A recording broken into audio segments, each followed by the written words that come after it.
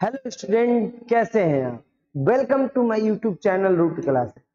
आज इस video lecture में बच्चों हम पढ़ने जा रहे हैं आपके क्लास 10th का जो बायोलॉजी है, that is control and coordination. Control and coordination. इससे पहले वाला जो चैप्टर है बच्चा बायोलॉजी का, उसमें हमने क्या देखा था कि what is the basic life process जो कि जरूरी होता है सर्वाइवल के लिए, जैसे कि न्यूट्रिशन, रीएस्पिरेशन, ट्रांसपोर्टेशन, एक्सक्रेशन। ठीक है, इनमें से जो 4 प्रोसेस है ये लाइफ के लिए बहुत ज्यादा जरूरी होता है। अगर इनमें से कोई एक भी प्रोसेस रुक जाता है तो ऑर्गेनिज्म सर्वाइव नहीं करेगा। ठीक है, तो ये 4 प्रोसेस तो वाइटल हो गए। इसके अलावा बच्चा हमारे बॉडी में कंट्रोल एंड कोऑर्डिनेशन होता रहता है। जैसे कि सपोज मैं बाइसाइकिल चला रहा हूं, तो उसको बिल्कुल रोड पे जब हमें टर्न करना है, उसी समय में मसल से फोर्स लगाते हैं हम लोग और साइकिल टर्न होती है। ठीक है, या हमें एक स्ट्रेट लाइन खींचना है तो बिल्कुल स्ट्रेट लाइन कॉपी पे खींच लेते हैं। तो ये कंट्रोल कैसे होता है?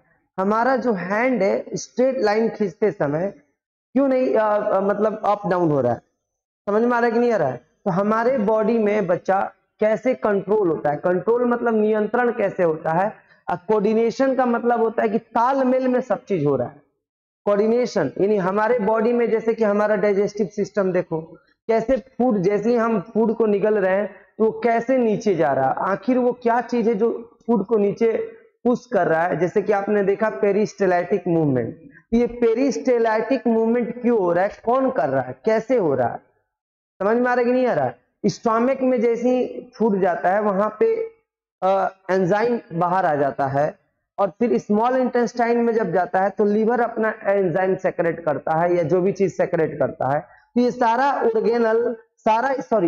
ऑर्गेन कोऑर्डिनेशन में काम कर रहे हैं, सही टाइम पे काम कर रहे हैं। तो ये बॉडी में जो कंट्रोल है या ये जो कोऑर्डिनेशन है कैसे होता है? जैसे कि इस बंदे को देखो कैसे ये अपने मसल्स पे और माइंड पे कंट्रोल किया हुआ है, और कैसे बहुत जल्दी ही इस स्लिपरी वॉल पे ऊपर की तरफ चढ़ रहा है।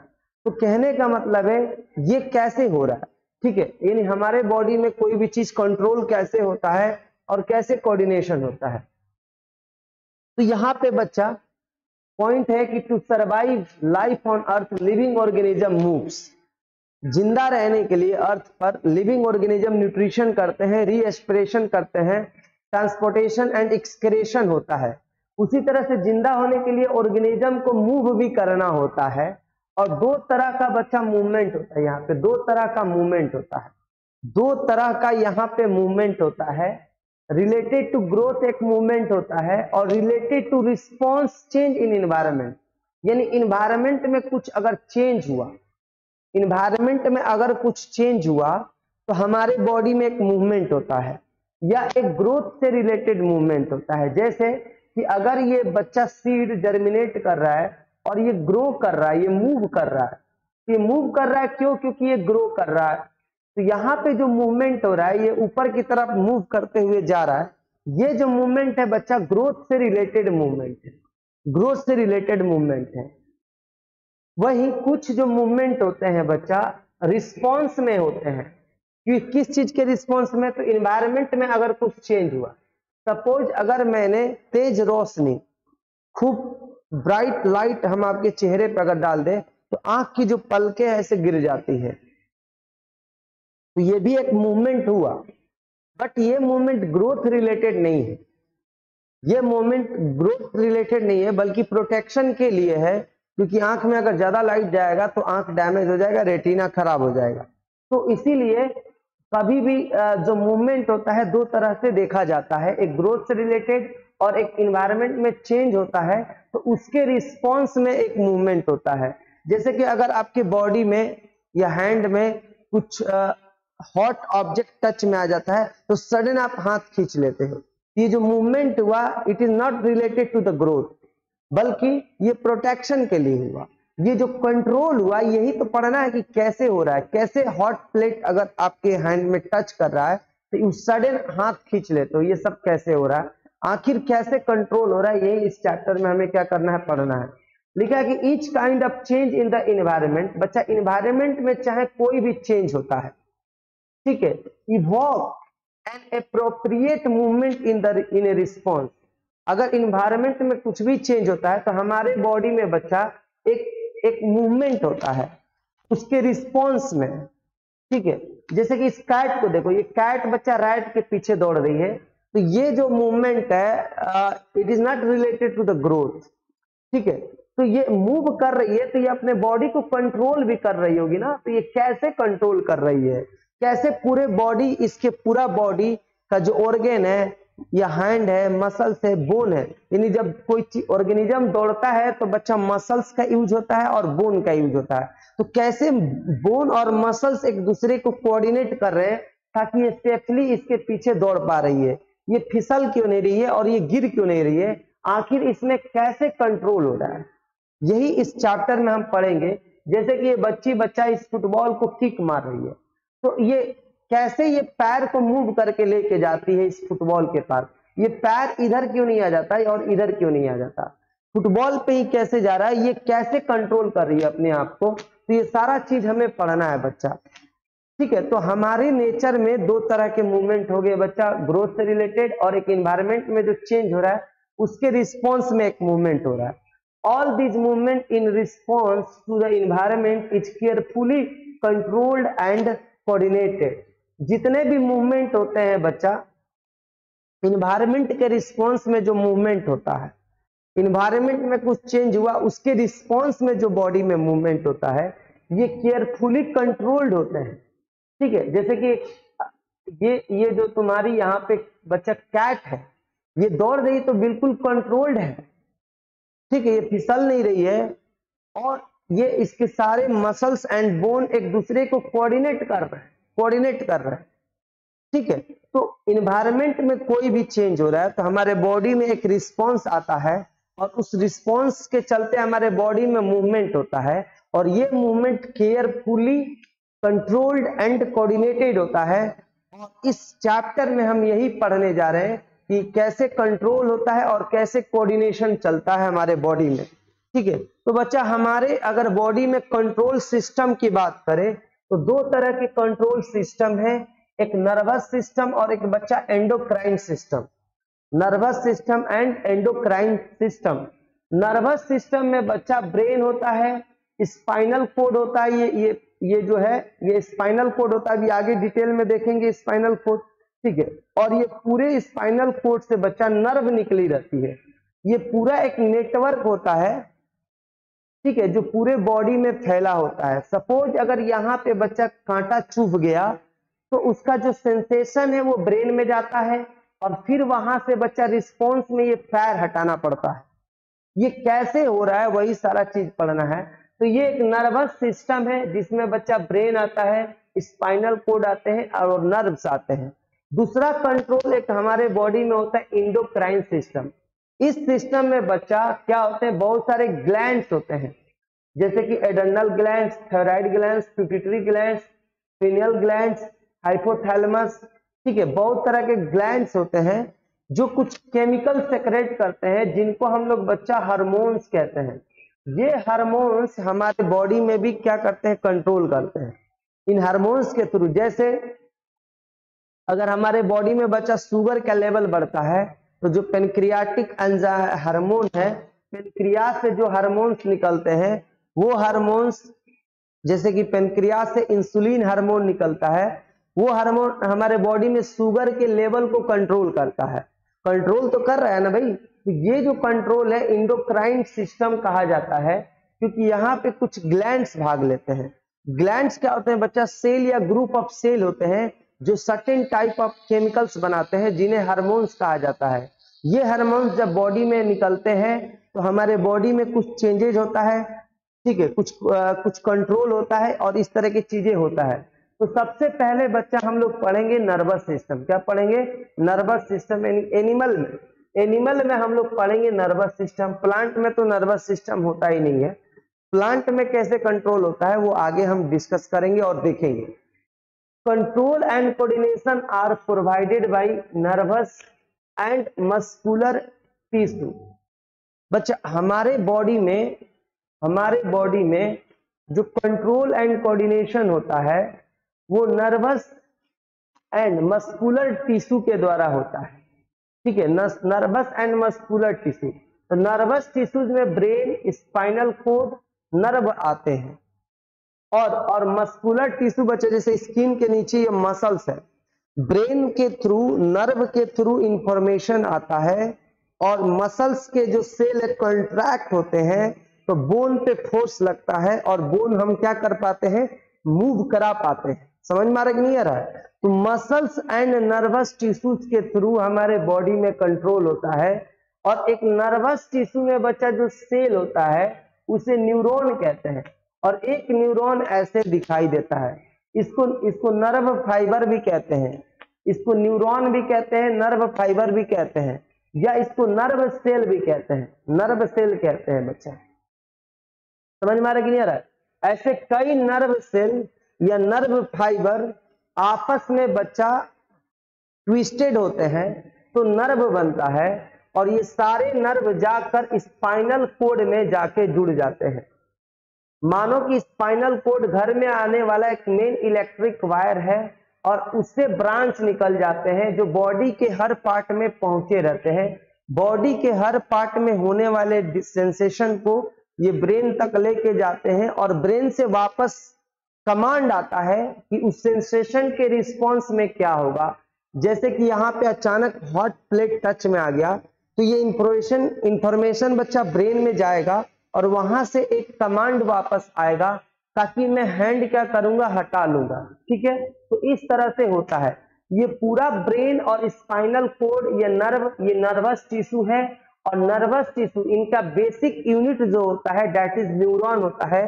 और एक न्यूरॉन ऐसा दिखाई देता है, आपने 9th क्लास में पढ़ा भी है। तो यहाँ पे बच्चा लिखा है कि the any change in environment is detected by one end of the sense organ. Environment में कुछ भी चेंज हो रहा है तो कोई ना कोई सेंस ऑर्गन बच्चा उसको डिटेक्ट करता है। हमारे बॉडी में 5 सेंस ऑर्गन है बच्चा, आई, नोज, ईयर, स्किन एंड बच्चा टंग। ठीक है, ये 5 सेंस ऑर्गन है। ठीक है,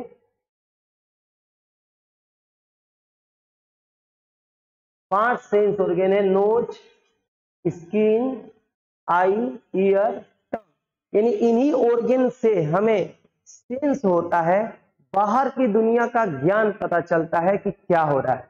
फॉर एग्जाम्पल अगर कुछ स्मेल आ रहा है तो उसे नोज डिटेक्ट करता है। स्किन बच्चा टेम्परेचर में चेंज एंड प्रेशर में चेंज को डिटेक्ट करता है।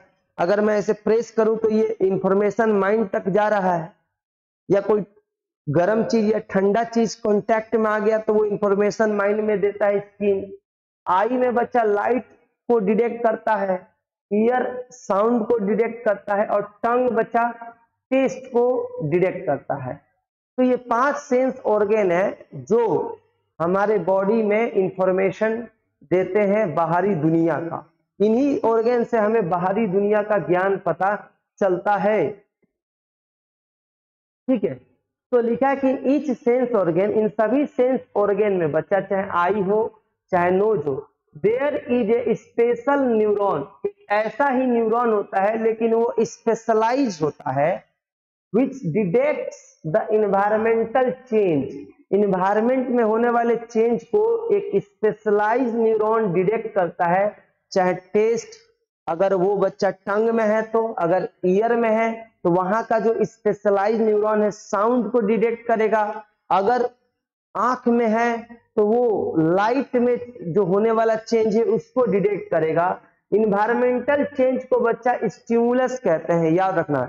इन्वायरमेंट में कुछ भी चेंज हो रहा है, जैसे टेम्परेचर बढ़ना, कुछ अचानक जा रहे हो, अचानक स्मेल आने लग गया या साउंड आने लग गया, कुछ भी प्रकार का अगर चेंज हो रहा है तो उसको हम लोग स्टिमुलस कहते हैं। तो बच्चा हर सेंस ऑर्गन में एक इस तरह का स्पेशलाइज्ड न्यूरॉन होता है जो डिटेक्ट करता है इन्वायरमेंट में होने वाले चेंज यानी स्टिमुलस को, और उसको कन्वर्ट कर देता है इलेक्ट्रिकल इंपल्स में। याद रखना, हर सेंस ऑर्गन में कुछ स्पेशलाइज्ड न्यूरॉन होते हैं which convert stimulus into electrical impulse. ठीक है, एंड ऐसे बहुत सारे सेल मिलकर इस इलेक्ट्रिकल इंपल्स को ब्रेन तक बच्चा ट्रांसपोर्ट करते हैं, कैरी करते हैं by a group of special cell this electrical impulse is send to the mind यानी ब्रेन में। बच्चा हर सेंस ऑर्गन में चाहे eye, ear, nose, tongue, skin, in each sense organ there is a specialised neuron which convert the environmental change यानी stimulus को convert कर देता है इलेक्ट्रिकल इंपल्स में, और this electrical impulse is again forward by a number of neuron cell to the brain. ठीक है, brain तक फॉरवर्ड कर दिया जाता है। ब्रेन इस सिग्नल को इंटरप्रेट करता है और वहां से कमांड भेजता है, तो हमारे बॉडी में कंट्रोल होता है। हमारे बॉडी में क्या होता है बच्चा? कंट्रोल होता है। ठीक है, तो यहां पे कुछ चीजें मैं बता दूं। स्टिमुलस क्या होता है बच्चा? Any change in environment to which the organism respond is called stimulus. कोई भी इन्वायरमेंट में होने वाला चेंज, लाइट का बढ़ जाना, कम हो जाना, टेम्परेचर का बढ़ जाना, प्रेशर का बढ़ जाना, ठीक है, साउंड आने लग जाना, ये सब जो चेंजेस है जिसको ऑर्गेनिज्म रिस्पॉन्स करता है, इस तरह के इन्वायरमेंट में जो चेंज होता है इसको बच्चा स्टिमुलस कहते हैं।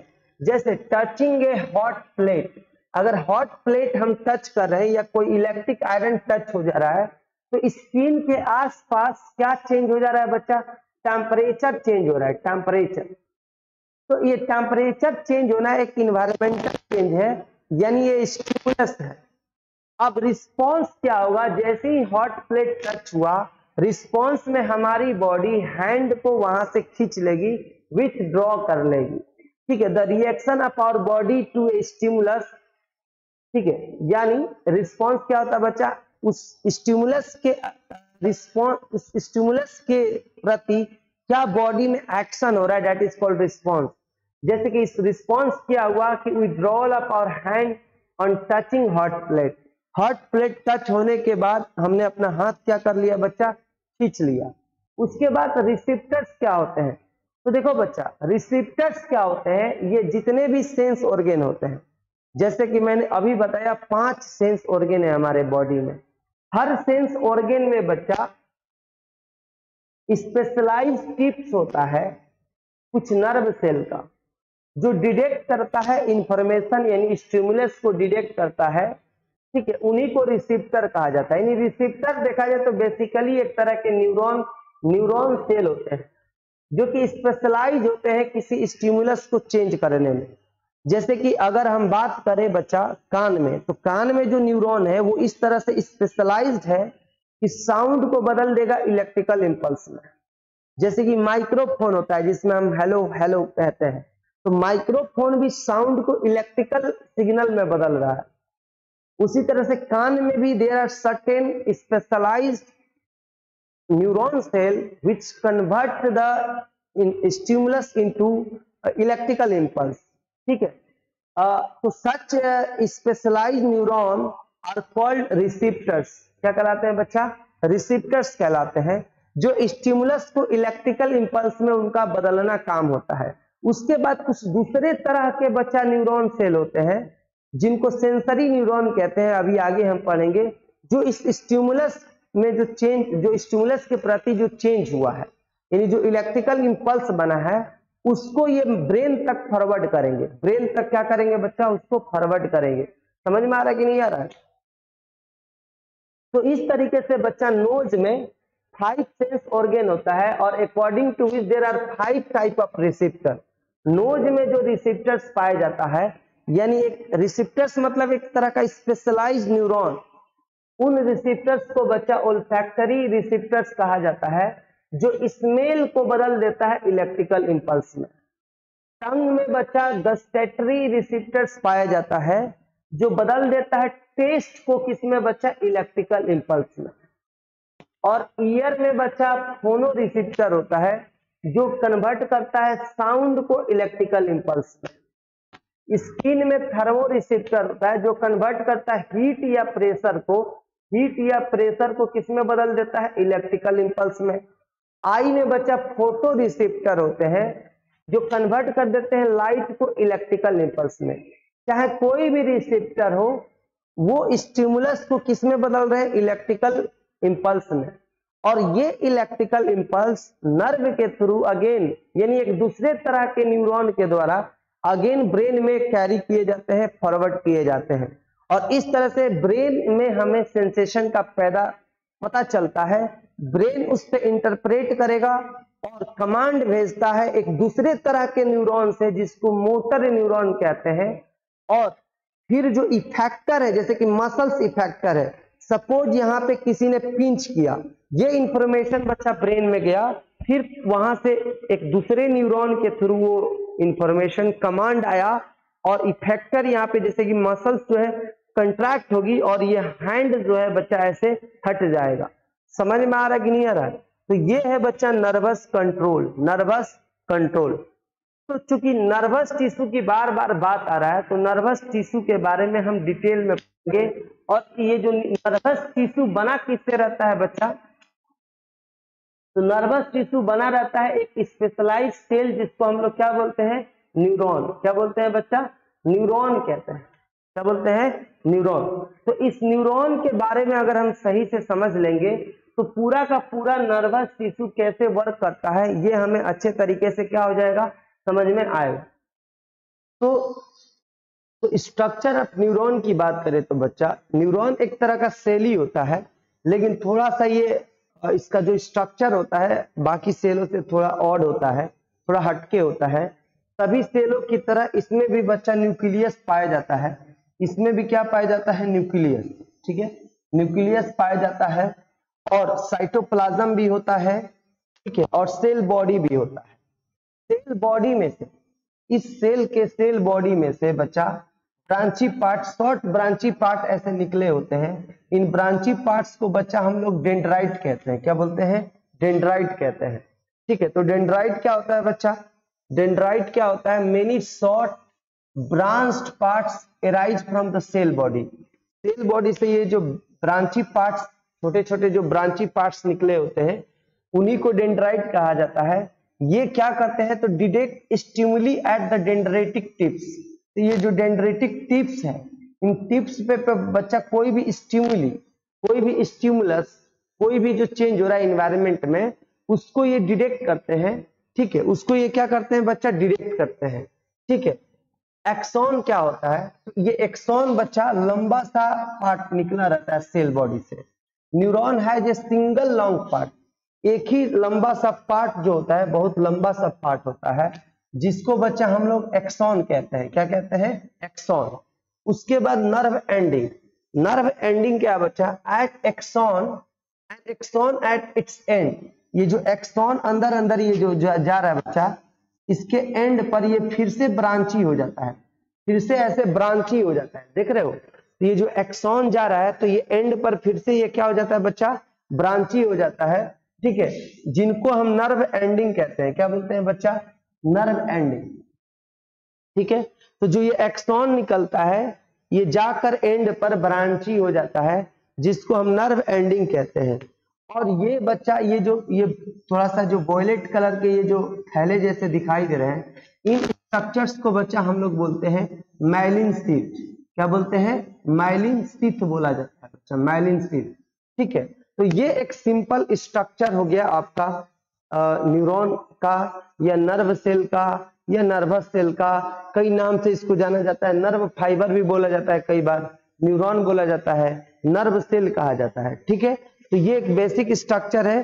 ठीक है, बाकी सेल से थोड़ा सा डिफरेंट स्ट्रक्चर है इसमें।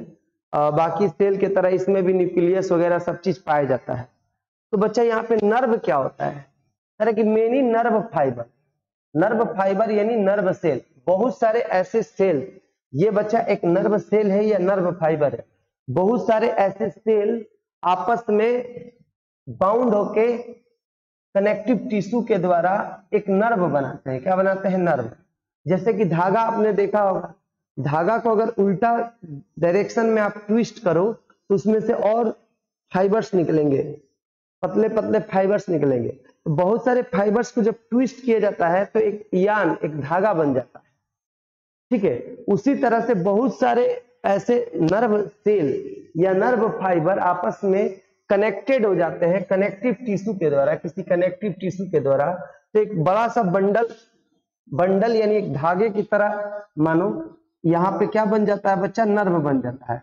ये जो भी स्ट्रक्चर दिखाई दे रहे हैं इसमें से जैसे ये वाला एक स्ट्रक्चर है, इसमें कई ऐसे नर्व फाइबर आपस में ट्विस्टेड होते हैं, कनेक्टेड होते हैं, बाउंडेड होते हैं, तब जाके एक नर्व बनता है। और ये पूरा नर्व पूरे बॉडी में क्या हुआ रहता है बच्चा, फैला रहता है। ये सब अल्टीमेटली जाके ब्रेन से स्पाइनल कोड से, ये जो ब्रेन से निकला रहता है बैकबोन में, ये स्पाइनल कोड से जाके कनेक्टेड हो जाते हैं और बॉडी के किसी भी पार्ट से जो इंफॉर्मेशन है पहुंचाते रहते हैं। तो अब यहाँ पे हम पढ़ेंगे propagation of information through nerve. Nerve के थ्रू इंफॉर्मेशन कैसे प्रोपगेट होता है बच्चा, कैसे। तो लिखा है कि all information to our brain that delivers the information that are detected at one end of the dendritic of the nerve cell. Brain में जितने भी इंफॉर्मेशन डिलीवर होते हैं, जितने भी इंफॉर्मेशन आते हैं, वो सारे के सारे इंफॉर्मेशन डेंड्रेटिक टिप्स पे बच्चा क्या किए जाते हैं, डिडक्ट किए जाते हैं। क्या लिखा है कि all information to our brain में जितने भी इंफॉर्मेशन आते हैं दैट डिलीवर्स द इंफॉर्मेशन, और यानी जो ब्रेन हमारे इंफॉर्मेशन को जो डिलीवर करता है, are detected at one end of the dendritic of the nerve cell. Nerve cell के किसी एक एंड पर बच्चा ये डिटेक्ट किया जाता है and set of a chemical reaction that creates an electric impulse. ठीक है, जैसे ही यहाँ पे कुछ स्टिमुलस बच्चा होता है, कोई इन्वायरमेंटल चेंज होता है, तो ये जो डेंड्रेटिक टिप है उसको डिटेक्ट करते हैं। कुछ केमिकल रिएक्शन यहाँ पे होता है, कुछ केमिकल बच्चा यहाँ पे क्या होता है, कुछ केमिकल रिएक्शन होता है।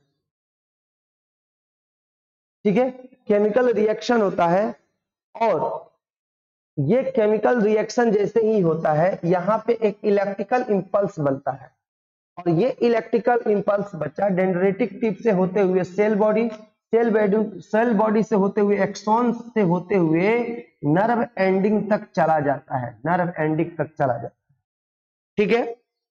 यानी जो भी इधर सिग्नल बनता है, जो भी इधर इन्वायरमेंटल चेंज होता है, उसको जो डेंड्रेटिक टिप्स है, ठीक है, डिटेक्ट करते हैं और कुछ केमिकल रिएक्शन होने के चलते इलेक्ट्रिकल इंपल्स बनता है और ये इलेक्ट्रिकल इंपल्स सेल बॉडी होते हुए एक्सॉन होते हुए नर्व एंड तक चला जाता है।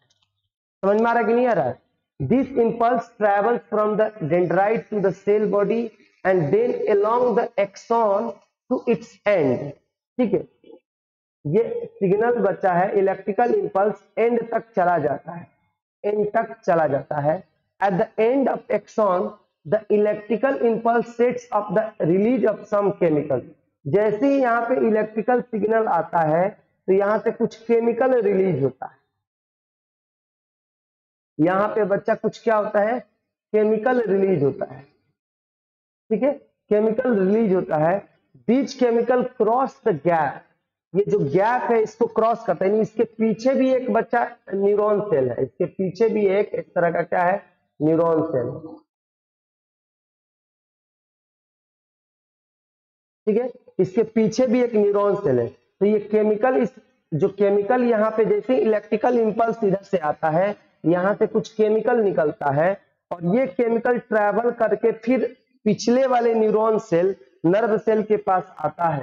ठीक है, और पिछला वाला जो न्यूरॉन सेल है फिर से इलेक्ट्रिकल इंपल्स बनाता है।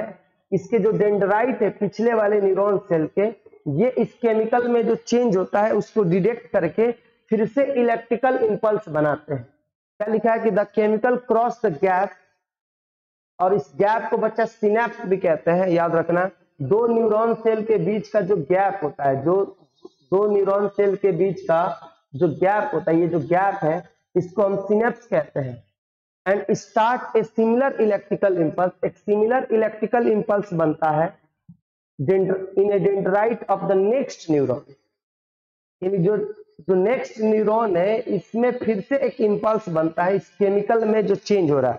जो केमिकल निकल रहा है, यानी कुल मिला के ऐसे समझो कि बच्चा जो रिसेप्टर होता है वो क्या करता है, उसके जो डेंड्राइट होते हैं स्टिमुलस को इलेक्ट्रिकल इंपल्स में बदल देते हैं। Electrical impulse axon cell body, फिर एक्सॉन से होते हुए नर्व एंड पे आता है। नर्व एंड पे कुछ केमिकल रिलीज होता है, वो केमिकल बीच में कुछ गैप होता है, फिर नेक्स्ट न्यूरॉन के पास जाता है, और फिर नेक्स्ट न्यूरॉन का जो डेंड्राइट्स है, नेक्स्ट न्यूरॉन का जो डेंड्राइट है ये फिर से इलेक्ट्रिकल इंपल्स बनाता है, और फिर यही काम चलता रहता है। फिर इसके पीछे वाला जो न्यूरॉन है फिर वो वहां पे सिग्नल चला जाता है, यानी यहां से फिर कुछ केमिकल बाहर आता है, और फिर पिछले वाले न्यूरॉन में फिर से इंपल्स क्रिएट होता है। तो इस तरह से इंफॉर्मेशन एक न्यूरॉन से दूसरे न्यूरॉन, दूसरे न्यूरॉन से तीसरे न्यूरॉन करते करते स्पाइनल कोड होते हुए ब्रेन में जाता है। बात समझ में आ रही है? और ब्रेन इस सिग्नल पे इंटरप्रेट करता है, प्रोसेस करता है, और फिर कमांड भेजता है। ठीक है, तो such information is transmitted from one place to another place of the body. और इस तरीके से बच्चा इंफॉर्मेशन हमारे बॉडी में एक जगह से दूसरे जगह जाता है। यहाँ पे सबसे इंपॉर्टेंट बात है कि दो न्यूरॉन सेल है बच्चा, दो न्यूरॉन सेल के बीच का, सपोज ये एक न्यूरॉन सेल है, ये नर्व एंडिंग, फिर इसके भी एक इसके पीछे भी एक न्यूरॉन सेल है, फिर इसके भी पीछे एक न्यूरॉन सेल है। बहुत सारे न्यूरॉन सेल ऐड होते जाते हैं इस तरह से। तो यह न्यूरॉन सेल के बीच में बच्चा, न्यूरॉन सेल के बीच में जो ये गैप है, ये जो गैप है इसको सिनैप्स कहते हैं। क्या बोलते हैं? Synapse. The space between two neurons is called synapse. समझ में आ रहा कि नहीं आ रहा? इसी सिनैप्स से केमिकल आगे की तरफ बढ़ता है, यानी ये वाला जब केमिकल रिलीज करता है तो वो केमिकल आगे जाता है, फिर इसके डेंड्राइट उसको इलेक्ट्रिकल इंपल्स में बदल देते हैं, फिर वहां से इलेक्ट्रिकल इंपल्स फिर यहाँ पे जाता है, फिर यहाँ पे केमिकल रिलीज होता है, और फिर इस केमिकल को ये डेंड्रेटिक टिप्स उस केमिकल में चेंज को इलेक्ट्रिकल इंपल्स में बदल देते हैं, और इस तरह से बॉडी में एक पार्ट से दूसरे पार्ट तक सिग्नल क्या होता है बच्चा? ट्रांसपोर्ट होता है। ठीक है, तो there are two types of nervous control in human. बच्चा शुरू में हमने बताया कि ह्यूमन में जो कंट्रोल है दो तरह का है, एक नर्वस टिश्यू से कंट्रोल होता है, और एक होता है आपका एंडोक्राइन सिस्टम। एक नर्वस सिस्टम होता है और एक एंडोक्राइन सिस्टम होता है। अब यहाँ पे नर्वस सिस्टम में भी दो कैटेगरीज है, एक होता है बच्चा रिफ्लेक्स आर्क द्वारा और एक होता है ब्रेन द्वारा। तो सबसे पहले हम समझते हैं रिफ्लेक्स आर्क क्या होता है। ठीक है, चाहे रिफ्लेक्स आर्क द्वारा सिग्नल ट्रांसमिट हो चाहे ब्रेन द्वारा, सब में बेसिक चीज यही है कि न्यूरॉन होते हैं, न्यूरॉन आपस में बाउंड करके कनेक्टिव टिश्यू द्वारा नर्व होते हैं, और नर्व के थ्रू सिग्नल एक बॉडी से दूसरे बॉडी में जाता है। ठीक है, सारा कॉन्सेप्ट वही है, बट थोड़ा सा डिफरेंस है। तो रिफ्लेक्स एक्शन क्या होता है पहले ये समझते हैं, देन हम समझेंगे बच्चा रिफ्लेक्स आर्क। रिफ्लेक्स एक्शन क्या होता है? Sudden response of A environmental stimulus without interpreting with minds is called reflex action. अगर सडन कोई एक्शन हो रहा है, कोई रिस्पॉन्स हो रहा है, किसी स्टिमुलस के रिस्पॉन्स में कोई एक्शन हो रहा है बॉडी में, उसमें ब्रेन पार्टिसिपेट नहीं हो रहा है, यानी उसमें ब्रेन इन्वॉल्व नहीं हो रहा है, बिना ब्रेन के इन्वॉल्वमेंट के अगर कोई बॉडी में एक्शन हो रहा है तो that is called reflex action. Reflex action for example बच्चा, जैसे ही कोई गर्म चीज, गरम प्लेट या गरम बर्तन हाथ के कांटेक्ट में आता है, बिना सोचे हम हाथ ऐसे क्या कर लेते हैं? खींच लेते हैं। वहां पे हम सोचते नहीं कि वो जल रहा है, अब मुझे हटाना चाहिए, ऐसा हम सोचते नहीं है, सडन हो जाता है। अगर आपको भूख लगा है और आप रोड पे जा रहे हो, और सपोज रोड के बगल में दुकान है, वहां पे कुछ खाने वाला सामान बन रहा है, तो अपने आप लार बाहर आ जाता है, सलाइवा बाहर आ जाता है। तो वहां पे आप सोचते नहीं हो कि समोसा बन रहा है अब लार में निकालू, नहीं, वो अपने आप हो रहा है, बिना ब्रेन के हो रहा है, बिना ब्रेन के इन्वॉल्वमेंट के हो रहा है। ठीक है, ड्यूरिंग हंगरी क्या लिखा है? During Hungary mouth started watering लार आना शुरू हो जाता है जब भूख लगा रहता है। उसमें हम सोचते नहीं है। अगर आपके चेहरे पे अचानक बहुत तेज लाइट डाल दिया जाए तो पलकें गिर जाती है। वहां पे आप सोचते नहीं कि तेज लाइट आ रहा है, पलक गिराएं या ना गिराए, ऐसा कुछ नहीं होता है, अपने आप पलक गिर जाता है।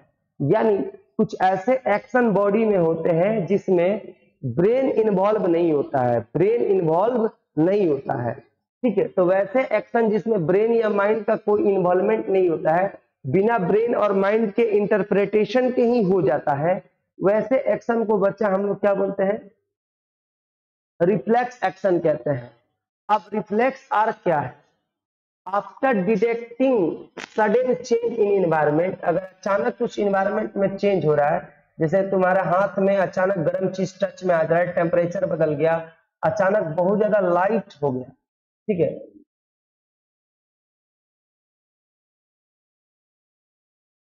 अचानक बहुत ज्यादा लाइट आ गया, तो इस स्टिमुलस के रिस्पॉन्स में बच्चा कुछ हमारे बॉडी में एक्शन होता है, तो कैसे इंफॉर्मेशन ट्रांसफर करता है, कैसे इंफॉर्मेशन ट्रैवल करता है, तो उसके लिए एक आर्क बन जाता है। देखो इधर नेक्स्ट आर्क क्या होता है बच्चा, एक्चुअली में होता क्या है कि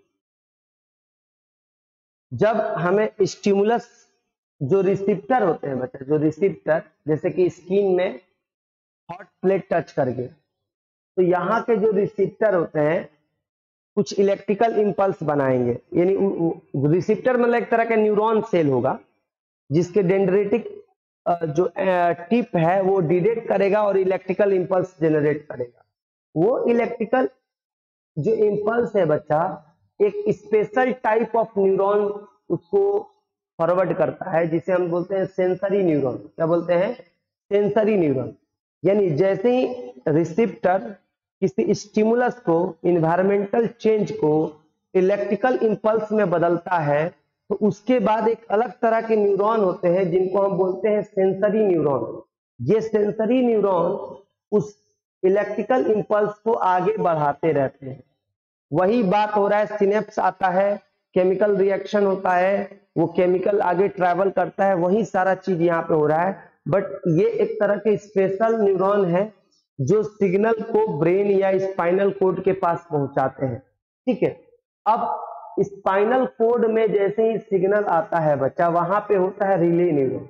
ये रिले न्यूरॉन उस सिग्नल पे प्रोसेस करता है, कुछ पार्ट बच्चा देखो ब्रेन में चला जाता है। यानी अगर रिफ्लेक्स एक्शन भी अगर होता है तो ऐसा नहीं कि ब्रेन को नहीं पता चलता है, ब्रेन को पता चलता है, बट एक्शन करवाने में ब्रेन का रोल नहीं होता है। ठीक है, जैसे कि सपोज आप किसी रास्ते में जा रहे हैं और आपके पैर में कांटा चुभने लग गया, तो जो जैसे ही कांटा चुभता है आप पैर हटा लेते हैं, आप पैर झटके से हटा लेते हैं। तो बच्चा ऐसा नहीं कि ब्रेन को पता नहीं चलता है, ब्रेन को पता चलता है, कुछ पार्ट ब्रेन में भी जाता है, ब्रेन अभी सोचे या उस पे कुछ करे तब तक से एक्शन हो जाता है, पैर हट जाता है। ठीक है, तो होता क्या है कि जैसे ही सेंसरी न्यूरॉन इंफॉर्मेशन लेकर आता है स्पाइनल कोड, स्पाइनल कोड में बच्चा एक रिले न्यूरॉन होता है। ये रिले न्यूरॉन कुछ प्रोसेस करके कमांड भेज देता है, कहां पे बच्चा? एक स्पेशल न्यूरॉन के थ्रू, जिसको हम लोग बोलते हैं मोटर न्यूरॉन। क्या बोलते हैं? Motor neuron. तो ये मोटर न्यूरॉन कहां जाके जुड़ जाता है? मसल्स में बच्चा, इफेक्टर। मसल्स को क्या कहा जाएगा? इफेक्टर। मसल्स के जो प्रोटीन होती है कॉन्ट्रैक्ट करती है, हाथ या पैर ऐसे हट जाता है। अभी ब्रेन बाद में सोच रहा है या सोचता है, लेकिन ये एक्शन पहले हो रहा है, ब्रेन को भी पता चल रहा है, लेकिन ब्रेन अभी कुछ सोचे या करे उससे पहले ये एक्शन हो जा रहा है। जैसे ही यहाँ पे हॉट प्लेट टच में आता है, हाथ हट जाता है। ठीक है, तो ये जो पाथ बन रहा है रिसिप्टर से लेकर बच्चा सेंसरी न्यूरॉन, फिर स्पाइनल कोड में पाया जाता है। स्पाइनल कोड में बच्चा यहाँ पे रिले न्यूरॉन पाया जाता है। स्पाइनल कोड और ब्रेन को बच्चा सीएनएस कहा जाता है, सेंट्रल नर्वस सिस्टम कहा जाता है, सेंट्रल नर्वस सिस्टम कहा जाता है। अभी आगे हम डिटेल में इसको देखेंगे। तो स्पाइनल कोड में बच्चा जो रिले न्यूरॉन होते हैं वो उस पे प्रोसेस करते हैं और उस सिग्नल को भेज देते हैं कहाँ पे, इफेक्टर के पास। इफेक्टर के पास, इफेक्टर में जो मसल्स होते हैं, they have certain type of proteins which can contract and expand. When information goes to muscles by motor neuron, in muscles there are certain type of proteins, proteins जो होते हैं वो contract करते हैं और एक फोर्स लगता है और हाथ या पैर रिमूव हो जाता है, वहां से हट जाता है। तो ये जो एक्शन हो रहा है, अभी ब्रेन सोच रहा है या सोच नहीं रहा है, पहले ही हो जा रहा है, तो ये बिना ब्रेन के इंटरप्रिटेशन के हो रहा है, तो इसी को रिफ्लेक्स एक्शन कहते हैं। और ये जो पाथ बन रहा है बच्चा, किसके किसके बीच, receptor, sensory neuron, spinal cord, motor neuron and effector, ये मिलकर जो ऐसे आर्क पाथ बन रहा है, आर्क या बोले तो पाथ बन रहा है, इस पाथ को ही हम बोलते हैं रिफ्लेक्सिव आर्क। क्या बोलते हैं बच्चा, reflexive arc. After detecting sudden change in environment, यानी किसी भी स्टिमुलस को डिटेक्ट करने के बाद और एक्शन परफॉर्म करने हेतु जो receptor, sensory neuron, spinal cord, motor neuron, effector जो ट्रैक बनाते हैं, जो पाथ बनाते हैं या जो आर्क बनाते हैं, उसी को हम बोलते हैं रिफ्लेक्सिव आर्क। क्वेश्चन अब यहाँ पे उठता है कि why reflex arc is developed, ये रिफ्लेक्स आर्क क्यों हमारे बॉडी में होता है। बच्चा अगर हम इवोल्यूशन की बात करें, आज हम जितने भी ऑर्गेनिज्म अर्थ पर देख रहे हैं, सारे के सारे जो ऑर्गेनिज्म अर्थ पर आज दिख रहे हैं, ऐसा नहीं कि किसी भगवान ने बना के इन सभी को रख दिया, ऐसा कुछ नहीं है। ये सारे ऑर्गेनिज्म किसी पुराने ऑर्गेनिज्म से इवॉल्व हुए हैं। समझ में आ रहा कि नहीं आ रहा। चार्ल्स डार्विन की थ्योरी हम अगले चैप्टर, मतलब आगे जो चौथा चैप्टर है आपका हेरिडिटी एंड इवोल्यूशन, वहां पे और इसको डिटेल में हम देखेंगे। यानी आज हम जितने भी ऑर्गेनिज्म, चाहे प्लांट, चाहे कोई भी एनिमल, चाहे माइक्रो ऑर्गेनिज्म आज हम अर्थ पे देखते हैं या उनके बारे में आज हमें पता है, ये सारे ऑर्गेनिज्म अर्थ पर कहीं ना कहीं किसी एक ही ऑर्गेनिज्म से डेवलप हुए हैं। ठीक है, किसी भगवान ने इनको बना के ऐसे रखा नहीं है, ये सारा का सारा बकवास है। कोई गॉड, कुछ गॉड नहीं होता है, सब चीज नेचर में अपने आप चल रहा है, ये नेचुरल सिस्टम है बच्चा, किसी गॉड का सिस्टम नहीं है। ठीक है, तो यहाँ पे होता क्या है कि शुरू में जो ऑर्गेनिज्म बन रहे थे, जब अर्थ पे डेवलप हो रहे थे, पहले यूनिसेलुलर ऑर्गेनिज्म थे। यूनिसेलुलर में भी सबसे सिंपल प्रोकैरियोटिक सेल से बने ऑर्गेनिज्म थे। उन ऑर्गेनिज्म में ब्रेन की बात ही नहीं था, एक ही सेल थे। फिर धीरे धीरे उन्हीं में इवोल्यूशन हुआ, चेंजेज हुआ, तो मल्टी सेलुलर बने। और जब पहली बार मल्टी सेलुलर बने तो उनमें ब्रेन नहीं अभी डेवलप हुआ था, ब्रेन था ही नहीं। ठीक है, धीरे धीरे ऑर्गेनिज्म आज इतने एडवांस जो ऑर्गेनिज्म देख रहे हैं, ह्यूमन, काऊ, बुफैलो, आज जो इतने एडवांस ऑर्गेनिज्म हैं, ये ऑर्गेनिज्म कहीं ना कहीं आज ही या अचानक नहीं बने हैं, बल्कि पुराने ऑर्गेनिज्म में डेवलपमेंट हुआ है, इवोल्यूशन हुआ है, तब जाके ये बने हुए हैं। तो पुराने जो ऑर्गेनिज्म थे उनमें बच्चा ब्रेन नहीं डेवलप था, ब्रेन धीरे धीरे डेवलप हुआ है। Reflex arc have evolved in animals because the thinking process of the brain is not fast enough. ये रिफ्लेक्स आर्क इसलिए इवॉल्व हुआ है, इसलिए बना, किसी ऑर्गेनिज्म में आया, ताकि जो थिंकिंग प्रोसेस था, जो ब्रेन था, ये उतना फास्ट काम नहीं करता था। ठीक है, अगर सपोज रिफ्लेक्स आर्क नहीं होता, अगर आप रोड पे जा रहे होते और एक कांटा जस्ट चुभने वाला होता, आप पे, आपके स्किन पे जस्ट प्रेशर बना रहा होता, तो आप अभी सोचते कि अरे मैं पैर हटाऊं या क्या करूं, तब तक से वो आर पार हो जाता। लेकिन जैसे ही प्रेशर बनता है, आप फट से पैर हटा लेते हैं। ठीक है, तो ये रिफ्लेक्स आर्क बच्चा, मतलब ना, ब्रेन तो काफी ज्यादा टाइम लेगा ना, सोचेगा।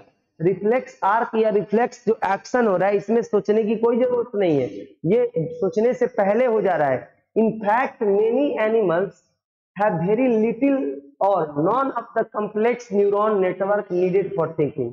बहुत ऐसे ऑर्गेनिज्म आज भी अर्थ पर है जिनमें ब्रेन तो है ही नहीं, या एडवांस जो न्यूरॉन का नेटवर्क है, जैसे कि हम में है, पूरे बॉडी में न्यूरॉन फैला हुआ है, नर्वस टिश्यू फैला हुआ है, वैसा नेटवर्क तो बहुत सारे ऑर्गेनिज्म में है ही नहीं, ठीक है। So it is quite likely that reflex arc have evolved efficient way of functioning in the absence of true thought process।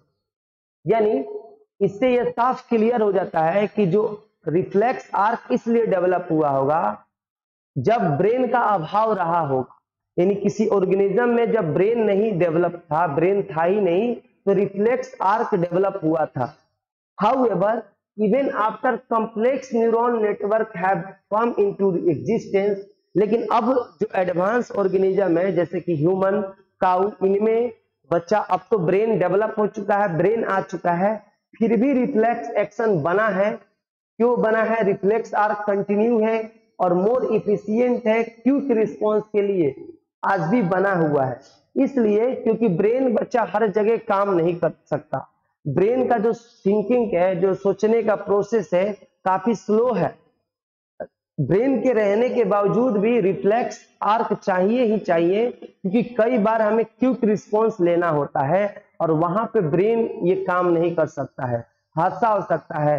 Suppose आपका जो फुट है, पैर है, किसी शार्प ऑब्जेक्ट पे पड़ रहा है, उस समय आप अभी सोचेंगे कि क्या करें, तब तक से पैर कट जाए।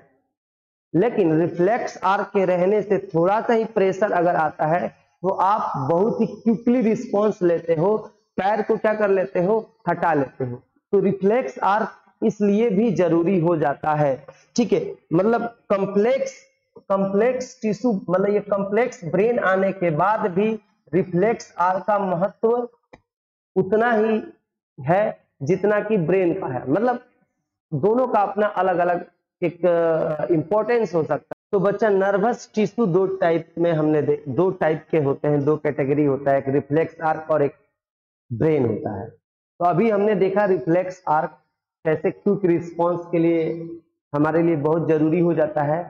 लेकिन कई बार हमें लाइफ में किसी चीजों पे सोचना होता है, देन डिसीजन लेना होता है, तो वैसे सिचुएशन में बच्चा ब्रेन का रोल आता है। ह्यूमन ब्रेन अब हम पढ़ने जा रहे हैं। सेंट्रल नर्वस सिस्टम क्या होता है बच्चा?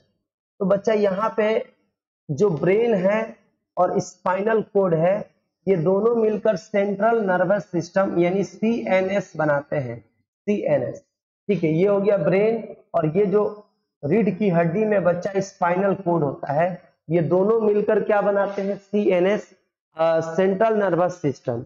इसके अलावा बच्चा नर्व निकली रहती है, पूरे बॉडी में नर्व का एक नेटवर्क होता है, ऑर्गेनाइज नेटवर्क होता है, ठीक है। इनको बोला जाता है पीएनएस, पेरिफेरियल नर्वस सिस्टम। क्या बोला जाता है बच्चा?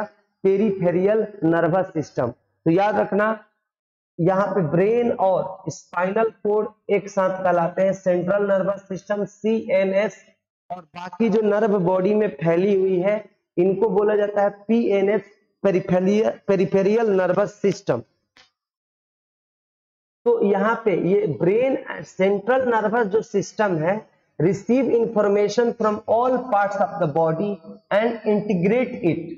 जितने भी बॉडी के पार्ट है, हिस्सा है, हर पार्ट से ये जो सीएनएस है बच्चा, सीएनएस इंफॉर्मेशन रिसीव करता है और उस पे इंटीग्रेट एंड प्रोसेस करता है, ठीक है। उसको जोड़ता है, उसको समझता है, परखता है और कमांड भेजता है, ठीक है। तो ये एक ब्रेन हमारा ऐसा दिखता है। अगर हम बता दें हमारे बॉडी में बच्चा जो एक्शन होते हैं, दो तरह के एक्शन होते हैं, यानी जो रिस्पॉन्स होता है वो दो तरह के रिस्पॉन्स होता है, दैट इज वॉलेंटरी एक्शन और इनवॉलेंटरी एक्शन। वॉलेंटरी एक्शन वो एक्शन है बच्चा जो हम कंट्रोल कर सकते हैं, जो हमारे द्वारा कंट्रोल होता है। जैसे कि राइटिंग, मैं सोच के समझ के लिखता हूँ, मैं अभी बोल रहा हूँ तो बहुत सोच रहा हूँ, टॉक कर रहा हूँ, सॉरी वॉकिंग, यानी बच्चा हम जब चलते हैं तो सोच के चलते हैं, समझ के चलते हैं, पैर कहाँ रखना है ये सब हम डिसीजन लेते हैं। टॉकिंग भी हम जब स्पीच देते हैं, या अभी मैं लेक्चर बना रहा हूँ, वीडियो रिकॉर्ड कर रहा हूँ, तो यहाँ पे मैं सोचते हुए सब चीज कर रहा हूँ, ये हमारे कंट्रोल में है। लेकिन बॉडी में कुछ ऐसे भी एक्शन है जो इनवॉलेंटरी एक्शन कहलाते हैं, जो हमारे कंट्रोल में नहीं होते हैं। Which can not be controlled by us, जैसे कि बीटिंग ऑफ हार्ट। अगर मैं सोचूं या ना बोलूं या कुछ ना करूं, हार्ट हमेशा बीट करता रहता है। अगर कोई लिविंग है, जब तक से कोई जिंदा है, उसका हार्ट बीट करता रहता है। हार्ट के बीटिंग पे हमारा कंट्रोल नहीं है कि हार्ट के बीट को रोक दे या चालू कर दे, ठीक है। ब्रीदिंग जो कर रहे हैं, अभी तुम पढ़ रहे हो, घंटों से ये वीडियो देख रहे हो, तो तुमने कभी अभी नहीं सोचा कि मैं सांस लूं या छोड़ूं। ब्रीदिंग अपने आप चल रहा होता है, ठीक है। डाइजेशन ऑफ फूड भी बच्चा, उस पर हमारा कंट्रोल नहीं है कि कब कौन सा एंजाइम निकले, क्या निकले, उस पर हमारा कंट्रोल नहीं है। आपने देखा जो इसोफेगस होता है बच्चा, फूड पाइप, उससे जो खाना आगे की तरफ बढ़ता है, तो उसमें एक मूवमेंट होता है, पेरिस्टैलेटिक मूवमेंट। यानी इसोफेगस में जो मसल्स होती है, वो रिदमिकली कंट्रैक्ट एंड एक्सपैंड करती है। तो वो रिदमिकली जो कंट्रैक्ट एंड एक्सपैंड हो रहा है, उस पे भी हमारा कंट्रोल नहीं है, ठीक है। तो कुछ ऐसा बॉडी में एक्शन होता है जिसपे हमारा कंट्रोल नहीं होता है, ठीक है। अब ब्रेन हैज मेनली 3 रीजन बच्चा, ब्रेन में मेनली 3 रीजन होते हैं, ठीक है। फॉर ब्रेन, ठीक है, ये फॉर ब्रेन कहलाता है बच्चा। ये कंट्रोल्स ऑल वॉलेंटरी एक्शन, यानी फॉर ब्रेन, ये जो आगे वाला ये जो हिस्सा है, ये पूरे वॉलेंटरी एक्शन को कंट्रोल करता है। जैसे कि मैंने हाथ उठाया, ये मेरे कंट्रोल में है, मैं हाथ ऐसे स्ट्रेट कर दिया, ठीक है, ऐसे कर दिया, ऐसे कर दिया, ये सब मेरे कंट्रोल में है, ये फॉर ब्रेन द्वारा कंट्रोल होता है। जितने भी वॉलेंटरी एक्शन है बच्चा, जितने भी वॉलेंटरी एक्शन है जिसपे हमारा कमांड है, हम अपने कंट्रोल में रखते हैं, वो फॉर ब्रेन के द्वारा होता है। मिड ब्रेन बच्चा, मिड ब्रेन अगर देखो, ये वाला हिस्सा जो है मिड ब्रेन है, जो मिड ब्रेन है, ठीक है, ये वाला है जो मिड ब्रेन है, ये इनवॉलेंटरी एक्शन को कंट्रोल करता है। और जो हिंड ब्रेन है, जो हिंड ब्रेन है बच्चा, ये भी कंट्रोल करता है इनवॉलेंटरी एक्शन को। यानी ब्रेन को 3 पार्ट में डिवाइड किया गया है, ब्रेन को 3 पार्ट में डिवाइड किया गया है, forebrain, midbrain and hindbrain. Forebrain ही केवल वॉलेंटरी एक्शन को कंट्रोल करता है, बाकी दोनों पार्ट बच्चा इनवॉलेंटरी एक्शन को कंट्रोल करता है, ठीक है। अब यहाँ पे अगर हम बात करें, जो हिंड ब्रेन है, इसको भी 3 हिस्सों में बांटा गया है। It also control all involuntary action, जैसे कि ब्लड प्रेशर यानी बीपी पे जो कंट्रोल होता है, इसी का होता है। सलाइवेशन, लार का आना, वोमिटिंग वगैरह, बच्चा ये सारा हिंड ब्रेन कंट्रोल करता है।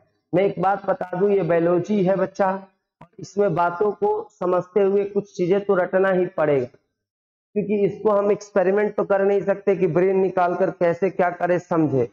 ये सालों के एक्सपेरिमेंट के रिजल्ट है, जो हमें आज पता है, एनसीईआरटी बुकों में लिखा गया है, ठीक है। तो हमें एनसीईआरटी पे बिलीव रखना है, और एनसीईआरटी का एक एक लाइन में इस वीडियो में कवर कर रहा हूं, और इस एनसीईआरटी से बाहर का क्वेश्चन आता ही नहीं है, ठीक है। तो हमें केवल एनसीईआरटी ही पढ़ना है, ठीक है, और कोई बुक नहीं पढ़ना है। हाँ, क्वेश्चंस वाले किसी भी बुक का करो, बट थ्योरी तो एनसीईआरटी का ही पढ़ो, ठीक है। इससे अगर ज्यादा टाइम बच रहा है तो दूसरे सभी सब्जेक्ट पे प्रॉपर टाइम दो, ठीक है, तो ये अच्छा रहेगा, ठीक है, अच्छा स्कोर कर सकते हो। तो यहाँ पे ब्रेन में बच्चा 3 रीजन्स होता है, सॉरी, ये जो हिंड ब्रेन होता है, इसमें भी 3 रीजन होता है, पोन्स, मेडुला, सेरेबेलम, ठीक है। देखो यहाँ पे ये वाला रीजन बच्चा पोन्स है, ये वाला रीजन क्या है बच्चा, मेडुला है, और ये वाला रीजन जो है क्या है बच्चा, सेरेबेलम, ठीक है, सेरेबेलम। यहाँ पे अगेन हाइंड ब्रेन में बच्चा 3 रीजन है, पोन्स, मेडुला, सेरेबेलम, ठीक है। तो बच्चा जो हिंड ब्रेन में जो पोन्स होता है, जो हिंड ब्रेन में जो पोन्स होता है, ये वाला जो रीजन होता है, ये रीजन क्या करता है बच्चा, control and regulates the breathing. यानी हम जो सांस ले रहे हैं, छोड़ रहे हैं, इस ब्रीदिंग को कंट्रोल करने का काम कौन करता है बच्चा, पोन्स करता है। एक ही लाइन दे रखा है पोन्स के बारे में एनसीईआरटी बुक में, और इसी लाइन को आपको दिमाग में रखना है, ठीक है, ज्यादा इधर उधर की बातें देखना नहीं, इससे ज्यादा कुछ आएगा भी नहीं। तो पोन्स बच्चा हिंड ब्रेन का हिस्सा होता है, ठीक है। हिंड ब्रेन में एक रीजन होता है जिसे पोन्स कहा गया है, और ये जो पोन्स वाला रीजन है, हमारे ब्रीदिंग को कंट्रोल और रेगुलेट करता है। जैसे कि तुम क्लास में लेक्चर सुन रहे होते हो और सांस ले रहे होते हो, छोड़ रहे होते हो और तुम्हें पता भी नहीं चलता, तो ये कंट्रोल हो रहा है कि इनवॉलेंट्री एक्शन है जो कि पॉन्स कंट्रोल करता है। वही जो मेडुला होता है, हिंड ब्रेन में एक और रीजन होता है, ये वाला रीजन बच्चा मेडुला है। ये जो मेडुला है ना, blood pressure, salivation and vomiting are controlled by the medulla. Medulla बच्चा 3 चीजों को कंट्रोल करता है, जो बीपी होता है, ब्लड प्रेशर, सलाइवेशन यानी जो लार का आना, ये सब सारा कंट्रोल, और ये वोमिटिंग, जो वोमिटिंग होता है ये भी कौन कंट्रोल करता है बच्चा? मेडुला। हिंड ब्रेन के थ्रू होता है। हिंड ब्रेन में एक रीजन है दैट इज मेडुला, यही क्या करता है? कंट्रोल करता है। ठीक है, उसके बाद है बच्चा सेरेबेलम। सेरेबेलम भी हिंड ब्रेन का हिस्सा होता है। ये वाला रीजन जो है सेरेबेलम है। जो सेरेबेलम है बच्चा, ये क्या करता है? जो वॉलेंटरी एक्शन है, जो वॉलेंटरी एक्शन जो कि फॉर ब्रेन द्वारा कंट्रोल होता है, तो वॉलेंटरी एक्शन में प्रिसाइज लाने का काम करता है। मेरा कहने का मतलब यह है कि अगर मैंने डिसीजन लिया, मैंने सोचा कि मुझे सीधे चलना है, तो सीधा मैं चल पाता हूं, मैं ऐसे तलमला नहीं पाता हूं। मैं सीधा क्यों चल पाता हूं? क्योंकि ये प्रिसाइज लाने का काम कौन कर रहा है बच्चा? सेरेबेलम। तो हिंड ब्रेन का जो हिस्सा होता है सेरेबेलम, ये जो भी वॉलेंटरी एक्शन आप करते हो उसमें प्रिसाइजमेंट लाने का काम करता है। जैसे कि अगर सपोज नीचे आपका पेन गिर गया और आप पेन उठाने जैसे ही जाते हो, ठीक है, सपोज ये किसी बच्चे का पेन गिरा हुआ है, ठीक है, और पेन उठाने ये जब बच्चा जाता है तो एकदम जो हैंड है वो पेन पे ही चला जाता है। क्यों नहीं साइड में या इधर, इधर या इधर क्यों नहीं जाता? जैसे कि मैं इसको पकड़ने जा रहा हूं तो बिल्कुल मेरा हैंड उसी पे जा रहा है, तो ये पकड़ने जा रहा हूं, दिस इज वॉलेंटरी एक्शन, समझ रहे हो ना? ये मैं पकड़ने जा रहा हूं, दिस इज वॉलेंटरी एक्शन, लेकिन मेरा हाथ इधर क्यों नहीं जा रहा, या मैं पकड़ने जा रहा हूं तो इधर क्यों नहीं जा रहा? तो ये जो प्रिसाइज लाने का काम कौन कर रहा है? ये प्रिसाइज लाने का काम कौन करता है बच्चा? सेरेबेलम करता है। तो याद रखना, जितने भी वॉलेंटरी एक्शन है, जितने भी वॉलेंटरी एक्शन है, उसमें प्रिसाइजमेंट लाने का काम कौन करता है बच्चा? सेरेबेलम करता है। ठीक है, तो वॉकिंग, स्ट्रेट लाइन, सीधा चलना, सीधा चलना, सीधा चलना वॉलेंटरी एक्शन है, लेकिन हम सीधा ही चल पाते हैं, ये कंट्रोल, ये प्रिसाइज कौन लाता है बच्चा? Cerebellum. Riding a bicycle, picking up a pencil are possible, ये सारे सेरेबेलम के चलते होता है। ठीक है, कुल मिला के सेरेबेलम जो भी वॉलेंटरी एक्शन हम करते हैं उसमें प्रिसाइज लाने का काम करता है। अब यहाँ पे बच्चा जो ब्रेन है काफी ज्यादा नाजुक एक अंग हो जाता है, स्पाइनल कोड भी, तो इनको प्रोटेक्शन कैसे मिलता है? तो देखो, पूरा का पूरा जो ये ब्रेन है बच्चा, एक बोनी बॉक्स के अंदर होता है जिसे स्कल या क्रेनियम कहते हैं।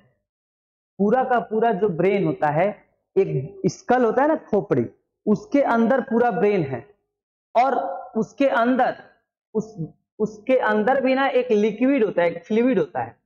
यानी ये जो तुम्हारा क्रेनियम है, ये जो क्रेनियम है, जो स्कल है, इसके अंदर ये एक लिक्विड होगा।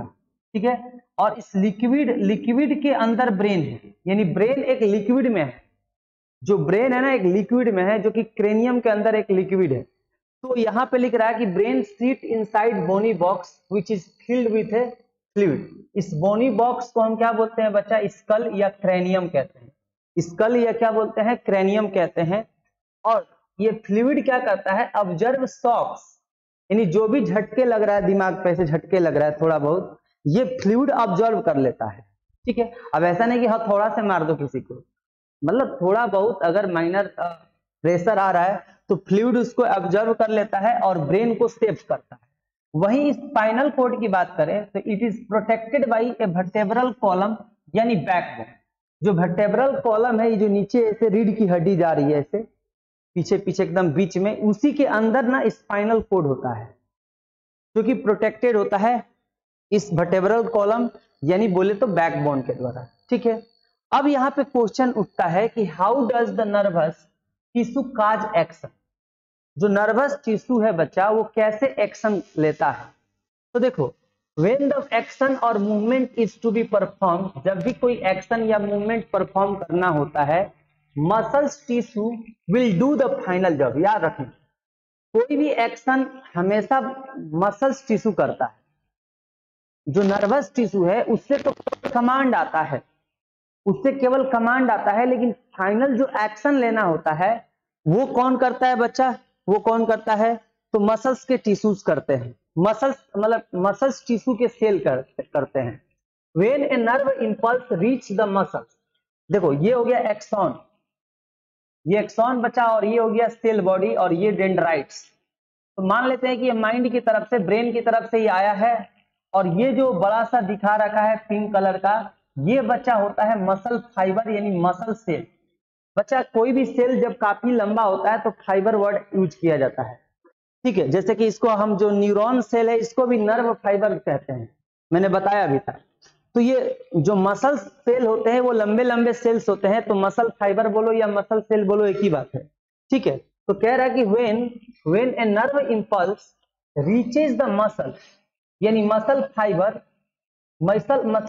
मस्ट मूव, यानी जब कोई इंपल्स ऐसे आता है डेंड्रेट, ये तुम्हारा एक्सॉन जो नर्व एंडिंग है, ये नर्व एंडिंग याद आ रहा है ना बच्चा, यानी ये एक्सॉन आ रहा है किधर से, सेल बॉडी की तरफ से, ये डेंड्रेटिक टिप्स है और ये न्यूक्लियस।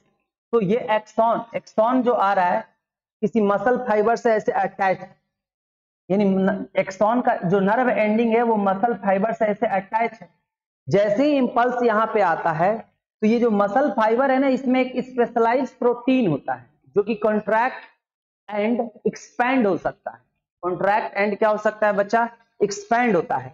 तो correct in muscles a muscle cell will move by changing their shape, ये मसल्स है ना ये अपना शेप बदलता रहता है, shape, so that they shorten, ये छोटा हो सकता है और बड़ा हो सकता है। जैसे ही माइंड से कमांड आया तो यहाँ जो मसल्स है बच्चा, यहाँ जो मसल्स है ये ऐसे कॉन्ट्रैक्ट होगी जिससे कि बोन पे फोर्स लगेगा, जिससे कि बोन पे क्या लगेगा, फोर्स लगेगा। तो फाइनल एक्शन कौन कर रहा है, मसल्स कर रहा है, फाइनल एक्शन कौन कर रहा है, मसल्स। नर्वस टिश्यू के जो सेल है वो तो केवल कमांड ला रहे हैं। तो जहां पे बच्चा ये न्यूरॉन, जहां पे ये न्यूरॉन और मसल्स आपस में कनेक्ट होते हैं उस जंक्शन को कहा जाता है न्यूरोमस्कुलर जंक्शन, यानी ये सब क्या है, न्यूरोमस्कुलर जंक्शन है। ये क्या है बच्चा, ब्लड कैपिलरी, ब्लड भी आता है भाई, हर सेल को फूड चाहिए, प्रोटीन चाहिए, ऑक्सीजन चाहिए, तो ब्लड के थ्रू इन सेलों को मिलता रहता है हर चीज। ये हो गया, ये पूरा जो पिंक कलर का है ये क्या है बच्चा, मसल फाइबर है, और ये तो एक्सॉन आपने समझा ही है। यहाँ पे एक चीज को जूम करके, यहाँ पे ऐसे जूम करके इसको दिखाया हुआ है कि ये देखो, ये जो नर्व एंडिंग है इसके अंदर का ये कुछ माइटोकांडिया है, और ये तुम्हारे बच्चा मसल फाइबर के अंदर के माइटोकांडिया है। ऑब्वियसली माइटोकांडिया से एनर्जी मिलता रहता है, ठीक है। और यहाँ पे ये जो मसल्स है ये कॉन्ट्रैक्ट एक्सपैंड होता रहता है जिससे कि बोन पे फोर्स लगता है, क्योंकि मसल्स अटैच होता है किससे बच्चा, बोन से। जब मसल में कंट्रैक्शन एक्सपेंशन होगा तो बोन पे फोर्स लगना शुरू हो जाता है, और इस तरह से हम कोई भी एक्शन कर पाते हैं।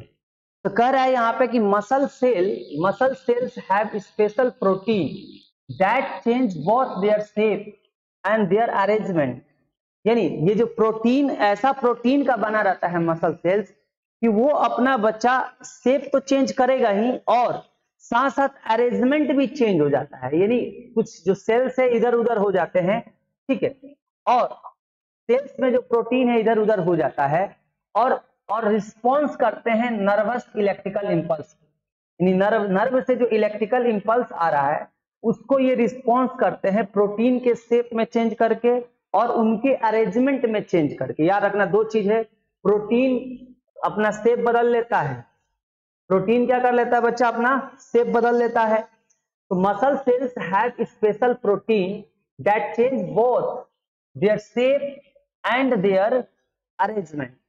सेल के अंदर जो प्रोटीन होता है, मसल सेल के अंदर का जो प्रोटीन होता है उसका शेप बदल जाता है या उसका अरेंजमेंट बदल जाता है, जिससे कि रिस्पॉन्स होता है।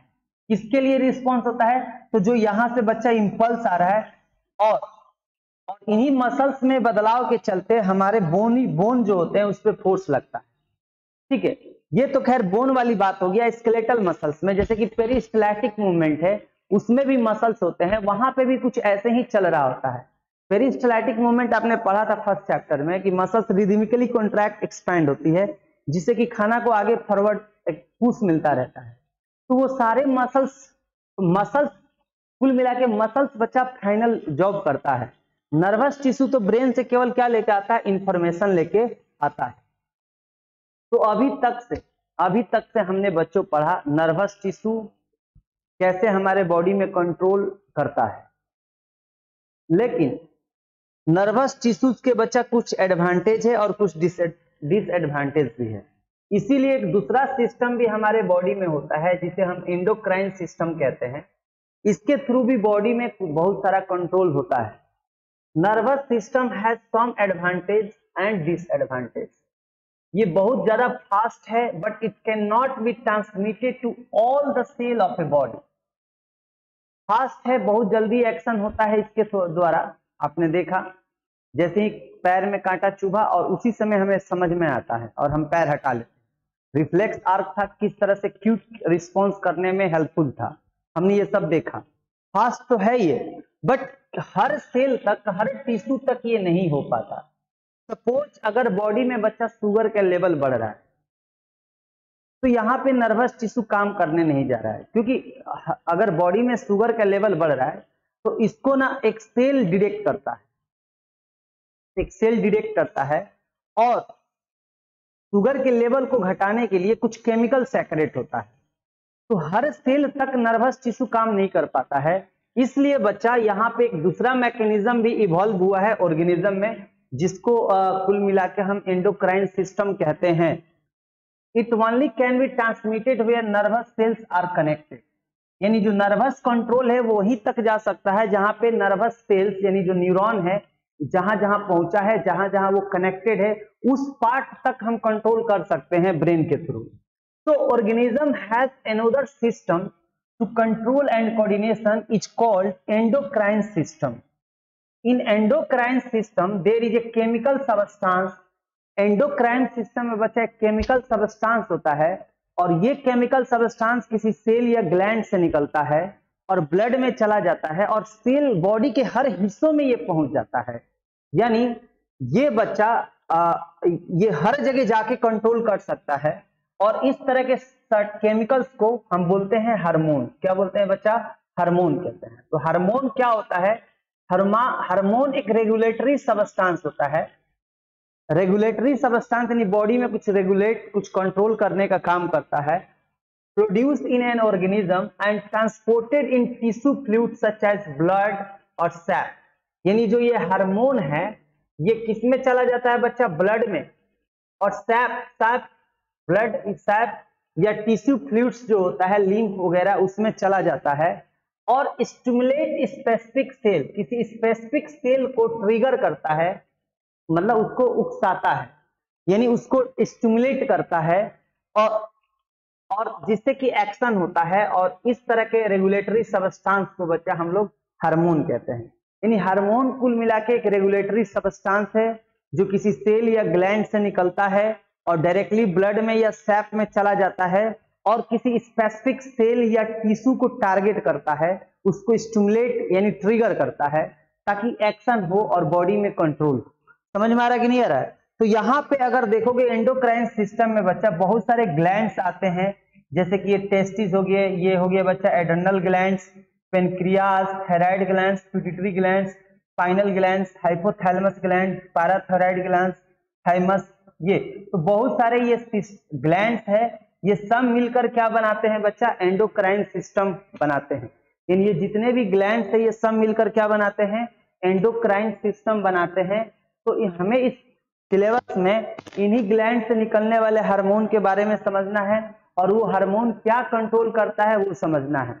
उससे पहले हम थोड़ा सा एक बार यहाँ पे डिफरेंस देख लेते हैं कि जो नर्वस सिस्टम द्वारा कंट्रोल है और जो एंडोक्राइन सिस्टम द्वारा कंट्रोल है, इनमें बेसिक डिफरेंस क्या है बच्चा? यहाँ पे जो नर्वस सिस्टम में ना इलेक्ट्रिक इंपल्स के फॉर्म में, नर्व सेल द्वारा इलेक्ट्रिक इंपल्स के फॉर्म में कंट्रोल होता है। यानी नर्व सेल के अंदर एक इलेक्ट्रिक करंट बनता है। मतलब इलेक्ट्रिक करंट और इलेक्ट्रिक इंपल्स में क्या अंतर है कि इलेक्ट्रिक करंट कंटिन्यूअस फ्लो होता है और इलेक्ट्रिक इंपल्स रुक रुक के, जैसे कुछ देर के लिए करंट फ्लो किया, फिर रुक गया, फिर फ्लो किया, फिर फ्लो किया, फिर फ्लो किया, यानी कंटिन्यूअस करंट नहीं फ्लो करता है, तो उसको इंपल्स कहा जाता है। तो अब तुमने देखा कि भाई हर नर्व सेल में इंपल्स बन रहा है, फिर वो नर्व सेल के एक्सॉन पर यानी नर्व एंडिंग पर कुछ केमिकल निकल रहा है और फिर इंपल्स बन रहा है। तो यहाँ पे कंटिन्यूअस एक करंट नहीं फ्लो करता है, तो यहाँ पे हम कहेंगे कि electric impulse carried by nerve से, इसमें बच्चा chemicals are release by stimulated cells and diffuse all around. तो इसमें एक केमिकल द्वारा कंट्रोल हो रहा है और उसमें बच्चा इलेक्ट्रिक इंपल्स द्वारा कंट्रोल हो रहा है। ये बहुत ज्यादा फास्ट है और बच्चा ये बहुत स्लो होता है, ठीक है। It can not be transmitted to all the parts tissue of the body and it is restricted to the connective cells और टिश्यू, यानी बॉडी के हर हिस्से तक ये नहीं जा पाता है। नर्वस टिश्यू यानी जो न्यूरॉन है, जहां जहां से उसका कनेक्शन है वहीं के हिस्सा में कंट्रोल हो सकता है, लेकिन ये तो बच्चा पूरे बॉडी में हर सेल तक जा सकता है, क्योंकि ये हार्मोन है, ब्लड में मिल जाता है, तो ब्लड तो भाई हर जगह जाता है, तो ये हार्मोन भी हर जगह जाता है और हर हिस्से में पहुंच जाता है, हर हिस्से में कंट्रोल करता है। ये can not continuously created and transmitted, जो नर्वस सिस्टम द्वारा कंट्रोल ये कंटिन्यूसली नहीं हो रहा है। जैसे कि अभी मेरा मसल्स बिल्कुल रिलैक्स है, मैंने अभी मसल्स पैर हटाने का मूड बनाया तो मैं एक कंट्रोल हुआ, यानी ये फिर मैंने यहां रखा, कुछ देर बाद यहां रखा, तो ये कंटिन्यूअस नहीं है, यानी जब जरूरत है तब हो रहा है, तब इंपल्स बन रहा है। लेकिन बच्चा ये जो एंडोक्राइन सिस्टम वाला कंट्रोल है ये कंटिन्यूअस है, मतलब जो हार्मोन निकल गया वो हार्मोन अब बॉडी में काम कर रहा है, लगातार काम कर रहा है, ठीक है, ये रुकता नहीं है, कंटिन्यूअस प्रोसेस होता है। समझ में आ रहा है कि नहीं आ रहा है? तो अब यहाँ पे हम कुछ हार्मोन और कुछ ग्लैंड्स के बारे में पढ़ेंगे जो कि एंडोक्राइन सिस्टम के पार्ट है। ये हार्मोन कहां से निकलता है? तो एडर्नल ग्लैंड से निकलता है। एडर्नल ग्लैंड कहां पे होते हैं बच्चा? तो दोनों जो किडनी होते हैं ना, किडनी के ऊपर ये दिखाई दे रहा है, किडनी के ऊपर दो ग्लैंड्स होते हैं जिनको एडर्नल ग्लैंड्स कहते हैं, और इन ग्लैंड से जो हार्मोन निकलता है उसको एड्रेनालिन ग्लैंड्स, एड्रेनालिन हार्मोन्स कहते हैं, ठीक है। फंक्शन की बात करें तो adrenaline is secreted directly into the blood, यानी ये दोनों जो ग्लैंड्स है हार्मोन को सीधे ब्लड में छोड़ देते हैं, ठीक है, ब्लड में छोड़ देते हैं and carry to the different part of the body.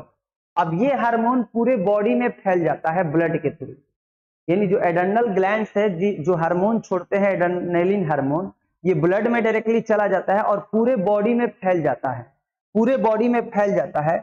लेकिन ये टारगेट किसको करता है? द टारगेट ऑर्गन्स या the specific tissue on which it acts include the heart. Heart पे ये काम करता है, यानी जब ये हार्मोन हार्ट में जाता है ना, तो हार्ट के मसल्स में बच्चा मतलब कुछ करता है जिससे कि हार्ट का जो बीट से फास्टर हो जाता है, हार्ट तेजी से बीट करना क्या कर देता है? शुरू कर देता है, जिससे क्या होता है कि जो ऑक्सीजन की सप्लाई होता है बॉडी में मसल्स की तरफ बढ़ जाता है, यानी जो मसल्स है उधर ऑक्सीजन की सप्लाई क्या हो जाता है? बढ़ जाता है। तो ये बच्चा मेल का है और ये है फीमेल का, ठीक है। तो फीमेल के किडनी में भी एड्रेनल ग्लैंड्स है और मेल में भी। कुछ ग्लैंड्स ऐसे हैं जो मेल में है फीमेल में नहीं है, अभी आगे देखेंगे, और फीमेल में है तो मेल में नहीं है, ये ग्लैंड्स दोनों में पाए जाते हैं। अब देखो होता क्या है कि blood to the digestive system and skin is reduce due to contraction of muscles around small arteries in these organs, यानी कुल मिला के ये ब्लड को बच्चा ब्लड को किधर कर देता है? मसल्स की तरफ पहुंचा देता है। लेकिन जो डाइजेस्टिव सिस्टम स्मॉल इंटेस्टाइन वगैरह, तुमने पढ़ा है कि स्मॉल इंटेस्टाइन में फाइनल डाइजेशन होता है फूड का, वहां बिलीज होते हैं और बिलीज के अंदर ब्लड आए रहते हैं और ब्लड डाइजेस्टेड फूड को ऑब्जर्व करता है। तो जब बच्चा ये एक्चुअली ये जो हार्मोन है ये हमें डेंजरस सिचुएशन में बचाता है। और जब ये ऐसा कब होता है? जैसे कि मान लेते हैं गिलहरी को ऐसे गिलहरी के पीछे कोई कैट पड़ गई, तो अचानक ये कूदेगी और इसको बहुत ज्यादा एनर्जी चाहिए, या तुम रोड पे जा रहे हो और तुम्हारे पीछे कुत्ते पड़ गए, तुम्हें तेजी से रश करना है, भागना है, तो तुम्हें सडन एनर्जी चाहिए। और सडन एनर्जी कैसे मिलेगा भाई?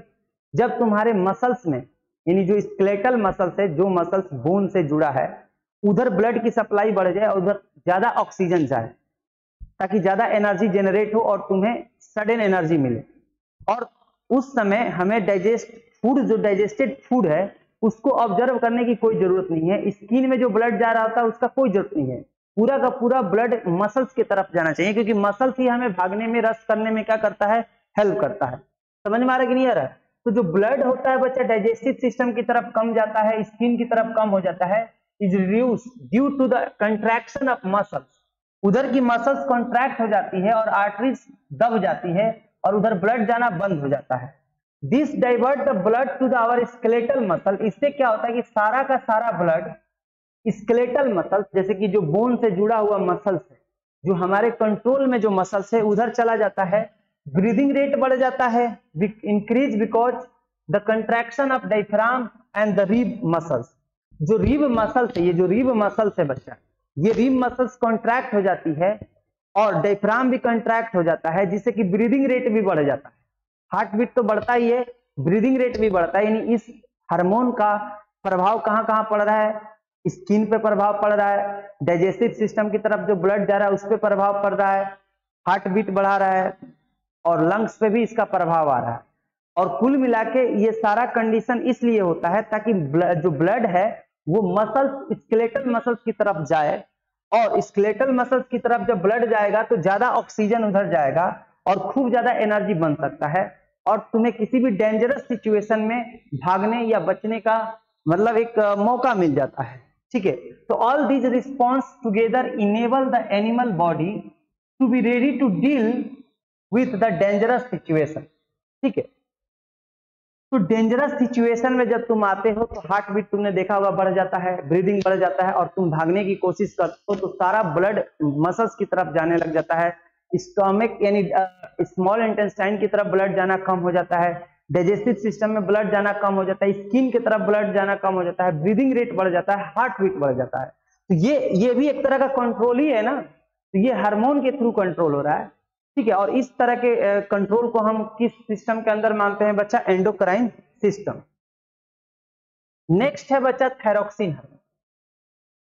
Thyroxine it secrets from thyroid gland. Thyroxine एक हार्मोन है बच्चा जो थायराइड ग्लैंड, ये देखो यहाँ पे जो लेरिंग्स है उसके आसपास ग्लैंड्स होते हैं जिनको थायराइड ग्लैंड्स कहते हैं। Thyroxine regulate the carbohydrate, protein and fat metabolism in the body so as to provide the best balance for growth। यानी बॉडी में बच्चा बेस्ट बैलेंस हो ग्रोथ का, बॉडी में बेस्ट बैलेंस हो ग्रोथ का। ठीक है, जैसे कि जो प्रोटीन है, जो कार्बोहाइड्रेट है और जो फैट्स है, इनके मेटाबॉलिज्म में थायरॉक्सिन हार्मोन, इनके मेटाबॉलिज्म को थायरॉक्सिन हार्मोन क्या करता है? यूज करता है। सपोज अगर बॉडी में कार्बोहाइड्रेट की कमी होने लग जाए तो अपने आप कार्बोहाइड्रेट का लेवल बढ़ाएगा। अगर प्रोटीन की कमी होगा तो प्रोटीन का लेवल बढ़ा देगा, ज्यादा तो उसका लेवल घटा देगा। फैट की कमी होने लगे तो ये फैट की लेवल बढ़ा देगा। यानी ये कंट्रोल करता है, रेगुलेट करता है किसके मेटाबॉलिज्म को बच्चा? कार्बोहाइड्रेट, प्रोटीन और फैट से, ताकि बॉडी में बेस्ट बैलेंस बना रहे और प्रॉपर ग्रोथ हो। अगर इस हार्मोन की कमी होने लग गया तो बॉडी एकदम सूखा हो जाएगा या तो एकदम फैट, बॉडी पूरा फैटिक यानी मोटे हो जाओगे। ठीक है, ये माना जाता है कि ये जो हार्मोन है ये एक आयोडीन, थायरॉक्सिन हार्मोन है, इसको बनने के लिए बच्चा आयोडीन चाहिए। अगर आयोडीन, इसीलिए आयोडीन इसेंशियल होता है synthesis of thyroxine. And if iodine is deficient in our diet, अगर खाना में आयोडीन की मात्रा कम हो जाएगा तो ये पॉसिबिलिटी है कि थायरॉक्सिन हार्मोन कम बने और एक बीमारी हो जाएगा जिसको हम बोलते हैं बच्चा गोइटर। इस बीमारी का सिम्टम्स क्या होता है कि जो ये नेक है ना, ये फूल जाता है, स्वेलन नेक। जिन लोगों को ये बीमारी होता है, जिन लोगों में आयोडीन की कमी हो जाता है, थायरॉक्सिन हार्मोन कम बनने लग जाता है और एक बीमारी होता है जिसे गोइटर कहते हैं, जिससे बच्चा होता क्या है कि ये जो नेक है ये एक सिम्टम से ये फूल जाता है। ठीक है, iodine is necessary for the thyroid gland to make thyroxine hormone. इसीलिए सलाह दिया जाता है कि आयोडीन युक्त नमक खाओ। ठीक है, it is important for us to have iodized salt in our diet. तो आयोडीन वाला नमक खाओ। एक्चुअली जो कोई भी नमक होता है बच्चा, कोई भी सॉल्ट खाते हो उसमें NaCl की मात्रा ज्यादा हो, कुछ परसेंट उसमें पोटेशियम आयोडाइड डाला जाता है, जिससे कि हमारे बॉडी में जो आयोडीन की नीड है वो पूरी होती रहे। और इस तरह के सॉल्ट को हम आयोडाइड सॉल्ट कहते हैं। क्या बोलते हैं बच्चा? आयोडाइड सॉल्ट कहते हैं। तो अगर आप सॉल्ट का कोई पैकेट लो तो उसका जो कंपोजिशन है, इंग्रेडिएंट है, अगर उसमें पढ़ोगे तो उसमें लिखा रहता है कि इतना परसेंट NaCl है, इतना परसेंट Ki है, पोटेशियम आयोडाइड है, और भी कुछ सॉल्ट हो सकते हैं। ठीक है, तो अगर पोटेशियम आयोडाइड है तो वो बच्चा क्या कहलाता है? आयोडाइड सॉल्ट कहा जाता है। ग्रोथ हार्मोन, ग्रोथ हार्मोन क्या होता है बच्चा? It is secreted by the pituitary gland. Pituitary gland बच्चा मटर के आकार का एक ग्लैंड होता है जो कि मिड ब्रेन में पाया जाता है। मिड ब्रेन में आपने देखा, मिड ब्रेन का अगर आप पिक्चर इधर पीछे जाके देखो ब्रेन वाला, तो ये रहा आपका पिट्यूटरी ग्लैंड। तो ये देखो, ये पिट्यूटरी ग्लैंड, इसको मास्टर ग्लैंड भी कहा जाता है। ये पिट्यूटरी ग्लैंड, ये छोटा सा मटर के आकार का ग्लैंड जो होता है, इसको हम पिट्यूटरी ग्लैंड कहते हैं। और ये ग्लैंड बच्चा मिड ब्रेन का पार्ट होता है। तो पिट्यूटरी ग्लैंड से एक हार्मोन निकलता है जिसे हम बोलते हैं, पिट्यूटरी ग्लैंड से जो हार्मोन निकलता है उसको हम बोलते हैं बच्चा ग्रोथ हार्मोन। क्या बोलते हैं? Growth hormone. It regulate growth and development of the body. इसी हार्मोन से हमारे बॉडी में जो ग्रोथ है, जो डेवलपमेंट है, वो रेगुलेट होता है। अगर इस हार्मोन की डिफिशियंसी हो जाए तो बच्चा चाइल्डहुड में देन लीड्स टू ड्वार्फिज्म, यानी अगर हार्मोन कम होगा तो जो बच्चे हैं वो बौने हो सकते हैं। वही अगर ये हार्मोन एक्सेस मात्रा में आ जाए तो मे भी एक्सट्रीम टॉल हो सकता है। जो पर्सन है बच्चा एक्सट्रीम टॉल हो सकता है, एक्सट्रीम टॉल हो सकता है। बात समझ में आ रहा है कि नहीं आ रहा? तो ये ग्रोथ हार्मोन कहाँ से निकलता है बच्चा? पिट्यूटरी ग्लैंड से निकलता है। समझ में आ रहा है कि नहीं आ रहा है? और ये हमारे शरीर के ग्रोथ एंड डेवलपमेंट को रेगुलेट करता है। इसकी ड्वार्फिज्म हो सकता है, और अगर इसका एक्सेस मात्रा निकल गया किसी बॉडी में तो इट मे भी कि उसकी बॉडी काफी ज्यादा टॉल हो सकता है, एक्सट्रीमली टॉल हो सकता है। ठीक है, नेक्स्ट हार्मोन है आपका, नेक्स्ट हार्मोन है बच्चा that is testosterone. Testosterone in males and estrogen in female. यानी मेल्स में एक हार्मोन निकलता है जिसका नाम है टेस्टोस्टेरोन। ठीक है, और एक फीमेल में निकलता है बच्चा जिसका नाम है एस्ट्रोजन। क्या नाम है? Oestrogen. So the changes associated with puberty are because of the secretion of testosterone in males and estrogen in females. जब puberty में तुम जाते हो, यानी देखो 10 साल से या 10 साल के नीचे के जो लड़का है लड़की है, अगर उनको शर्ट पैंट पहना दिया जाए दोनों को, लड़का को भी लड़की को भी, तो उनमें खास डिफरेंस पता नहीं चल पाएगा कि कौन लड़की है कौन लड़का है। समझ में आ रहा है कि नहीं आ रहा है? क्योंकि दोनों के बॉडी में कुछ ज्यादा डिफरेंस नहीं होता है उस टाइम तक। लेकिन जैसे ही एडोलेसेंस पीरियड में तुम जाते हो, पुबर्टी चालू हो जाता है, 12-13 क्रॉस करने लग जाते हो, तो लड़कियों में सडन चेंज होता है, लड़कों में एक दूसरे तरह का सडन चेंज होता है। अब वहां से बॉडी डिफरेंशिएट होना शुरू कर देती है, यानी लड़कियों का बॉडी एक अलग रूप शेप लेना शुरू कर देता है, लड़कों का अलग। ठीक है, ऐसा क्यों? क्योंकि इस उम्र में बच्चा एक हार्मोन निकलता है मेल में। मेल का जो टेस्टिस होता है, जो कि फीमेल में नहीं पाया जाता है, इस टेस्टिस से बच्चा हार्मोन निकलता है टेस्टोस्टेरोन मेल। टेस्टोस्टेरोन हार्मोन, इसको मेल हार्मोन भी कहते हैं। टेस्टोस्टेरोन हार्मोन को मेल हार्मोन भी कहते हैं। और ये क्या चेंज लाता है लड़कों में? तो इनलार्जमेंट ऑफ पेनिस। जो पेनिस होता है बच्चा लंबा होता जाता है। ठीक है, पेनिस लंबा होता जाता है। और body and pubic hair growth, body में पूरा बाल आने लग जाता है, आर्म पिट्स में। ठीक है, मतलब जांघों में और आर्म पिट्स जो होते हैं उसमें बाल आना शुरू हो जाता है। बाल मोटा होता जाता है, थिक होता जाता है और डार्क कलर का होता जाता है। ठीक है, पसीने आने लग जाते हैं इस उम्र के बच्चे को, ज्यादा स्वीट ग्लैंड्स एक्टिव हो जाते हैं। ठीक है, तो इस तरह के बहुत सारे, आवाज क्रैक करने लग जाता है, आवाज भद्दा होने लग जाता है। ये जो एडम एप्पल है ये बाहर की तरफ आना शुरू कर देता है। तो ये जो सारा चेंज है ये किस हार्मोन के चलते हो रहा है? तो टेस्टोस्टेरोन जो हार्मोन निकल रहा है उसके चलते हो रहा है। ठीक है, वही फीमेल में बच्चा, फीमेल में ओवरी के, टेस्टिस के जगह पे ओवरी पाया जाता है, ओवरी। ठीक है, इसके बारे में हम रिप्रोडक्शन में डिटेल में पढ़ेंगे। तो ओवरी से बच्चा एस्ट्रोजन हार्मोन निकलता है, और ये हार्मोन लड़कियों में एक अलग तरह का कैरेक्टर लाता है, जैसे कि उनका ब्रेस्ट का साइज बढ़ना शुरू हो जाता है। जैसे ही लड़कियां 12-13 क्रॉस करती है उनका ब्रेस्ट का साइज बढ़ना शुरू कर देता है। ठीक है, ये किस हार्मोन के चलते बच्चा? तो एस्ट्रोजन हार्मोन के चलते, जो कि केवल फीमेल में निकलता है। ये हार्मोन बच्चा जो मेंस्ट्रुएशन साइकिल होता है लड़कियों में, जो एमसी होता है, उसको भी कंट्रोल करता है। ठीक है, इसी हार्मोन के चलते एग लड़कियों में निकलना शुरू हो जाता है, आवाज पतला होना शुरू हो जाता है। तो इस तरह के काफी ज्यादा चेंजेस आने लग जाता है इन हार्मोन्स के बारे में हम और डिटेल में रिप्रोडक्शन चैप्टर में क्या करेंगे, पढ़ेंगे। लास्ट जो हार्मोन है बच्चा that is insulin hormone, produced by pancreas, यानी चाहे गर्ल्स है चाहे तुम्हारा बॉय है चाहे गर्ल्स है, मेल है चाहे फीमेल है, दोनों में बच्चा पेनक्रियाज होता है। पेनक्रियाज तुमने पढ़ा है फर्स्ट चैप्टर में। एक्चुअली में ये एक डाइजेस्टिव सिस्टम का भी पार्ट होता है, जिससे पेनक्रियाटिक जूस निकलता है, जिसमें ट्राइप्सिन, लाइपेज, एमाइलेज करके एंजाइम निकल रहा था, याद आ रहा होगा तुम्हें, ठीक है। तो इसके अलावा बच्चा पेनक्रियाज से एक और हार्मोन निकलता है जिसे इंसुलिन हार्मोन कहते हैं, ठीक है, produced by the pancreas, help in regulation of blood sugar level. Blood का अगर लेवल, मतलब अगर शुगर में, ब्लड में शुगर का लेवल बढ़ जाता है तो इंसुलिन निकलता है तो लेवल घट जाता है। अगर लेवल शुगर का घट जाता है ब्लड में तो इंसुलिन के मदद से ये फिर बढ़ जाता है, यानी ये ब्लड में शुगर के लेवल को कंट्रोल करता है, रेगुलेट करता है। इसकी कमी से हो सकता है कि ब्लड में शुगर के लेवल ज्यादा हो जाए या घट भी जाए, कुछ भी हो सकता है, ठीक है। तो अगर शुगर का लेवल ज्यादा बढ़ जाता है तो इससे बॉडी पे काफी ज्यादा हार्मफुल इफेक्ट आ सकता है।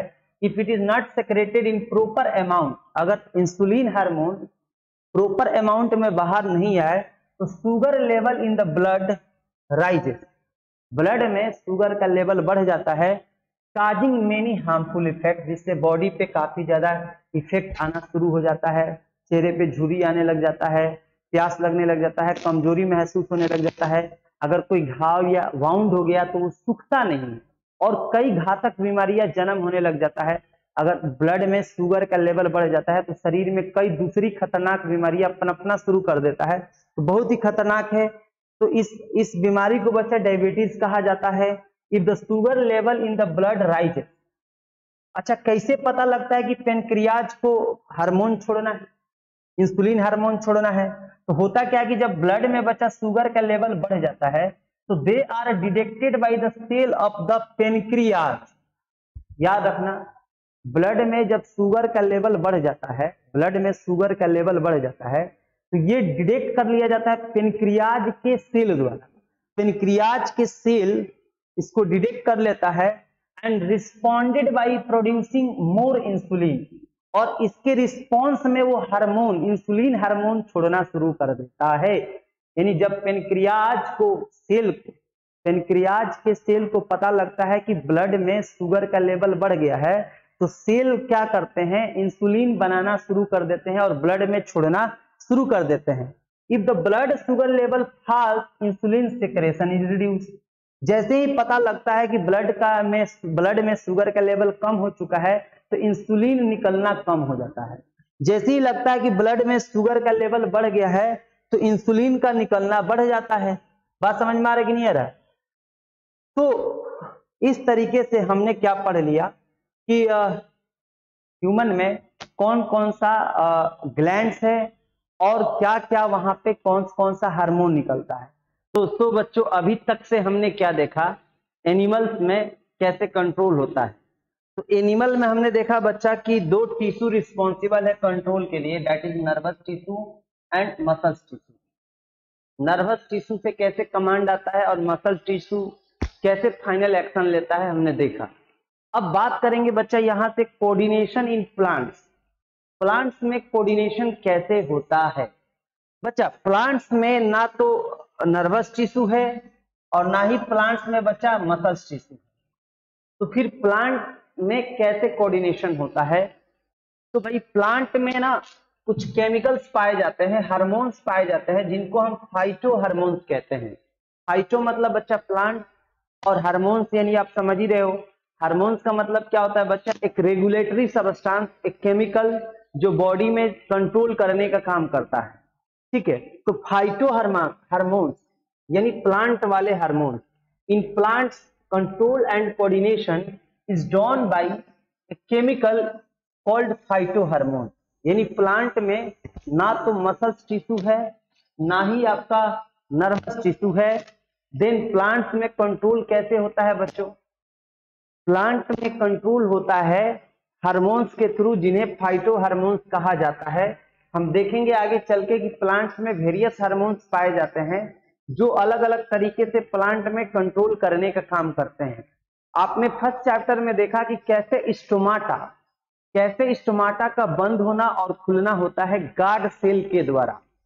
गार्ड सेल बच्चा वाटर के अमाउंट में चेंज करके स्टोमाटा को बंद करता है और खोलता है, आपने फर्स्ट चैप्टर में देखा। उसी तरीके से प्लांट में बच्चा हार्मोन्स और वाटर के अमाउंट में चेंज करके कंट्रोल हो सकता है, ठीक है। तो plant show two different types of movement. जिस तरीके से एनिमल में बच्चा दो तरह के मूवमेंट होते थे, दैट इज ग्रोथ से रिलेटेड मूवमेंट, ठीक है, और एक ग्रोथ से इंडिपेंडेंट जो मूवमेंट होता है। जैसे कि अगर हम बात करें कि जैसे कि सपोज ये प्लांट का ये बच्चा टेंड्रिल, ये जो टेंड्रिल है किसी चीज को जब टच में आता है, ये टेंड्रिल किसी चीज के टच में आता है तो उसको रैप कर लेता है, जिसके सपोर्ट से प्लांट आगे की तरफ क्या करता है, ऊपर की तरफ चढ़ता है। क्लिम्बर इनको कहा जाता है बच्चा, ठीक है। और वही सीड जब जर्मिनेट कर रहा है तो इसमें हम देख रहे हैं कि जो ये मूवमेंट हो रहा है ऊपर की तरफ, ये जो मूवमेंट है सारे के सारे ग्रोथ पे डिपेंडेंट है, ग्रोथ से रिलेटेड मूवमेंट है। वही अगर टच मी नट प्लांट को आप टच करते हो तो इसमें भी एक मूवमेंट हो रहा है, देखो इसमें भी एक मूवमेंट हो रहा है, इसकी सारे जो लीव्स है वो श्रिंक कर रही है, ठीक है। तो ये जो मूवमेंट है ग्रोथ से रिलेटेड नहीं है, यानी प्लांट में भी दो तरह के मूवमेंट होता है, ग्रोथ से रिलेटेड, ग्रोथ डिपेंडेंट और ग्रोथ इंडिपेंडेंट, ठीक है। जैसे कि टेंड्रिल का मूवमेंट, किसी सीड का जर्मिनेट करना, ये सारे ग्रोथ से रिलेटेड है। वही टच मी नट प्लांट का जो लीव्स है वो श्रिंक कर जाती है, ठीक है, that is not dependent on the growth, ठीक है। अब यहां पे बच्चा लिखा है कि मूवमेंट डिपेंडेंट ऑन ग्रोथ, जैसे कि motion of tendril, increase in the length of plant, ये सारे ग्रोथ से रिलेटेड मूवमेंट है। Growth of plants are directional. यहाँ पे एक पॉइंट बच्चा यहाँ पे समझ में आना चाहिए कि जो प्लांट का ग्रोथ होता है ना बच्चा, वो डायरेक्शनल होता है। डायरेक्शनल मतलब किसी इन्वायरमेंटल ट्रिगर्स, स्टिमुलस जैसे कि light, heat, water, gravity, chemical से प्लांट का ग्रोथ इफेक्टेड होता है।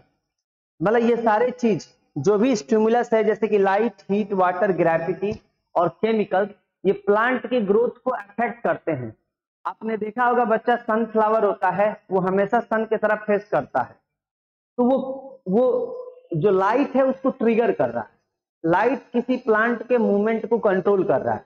आप अगर किसी विंडो के पास रूम में अंदर विंडो के पास अगर आप पॉटेड प्लांट रख देते हो तो धीरे धीरे वो पॉटेड प्लांट ना विंडो से बाहर जाना शुरू कर देता है, यानी लाइट की तरफ जाना शुरू कर देता है।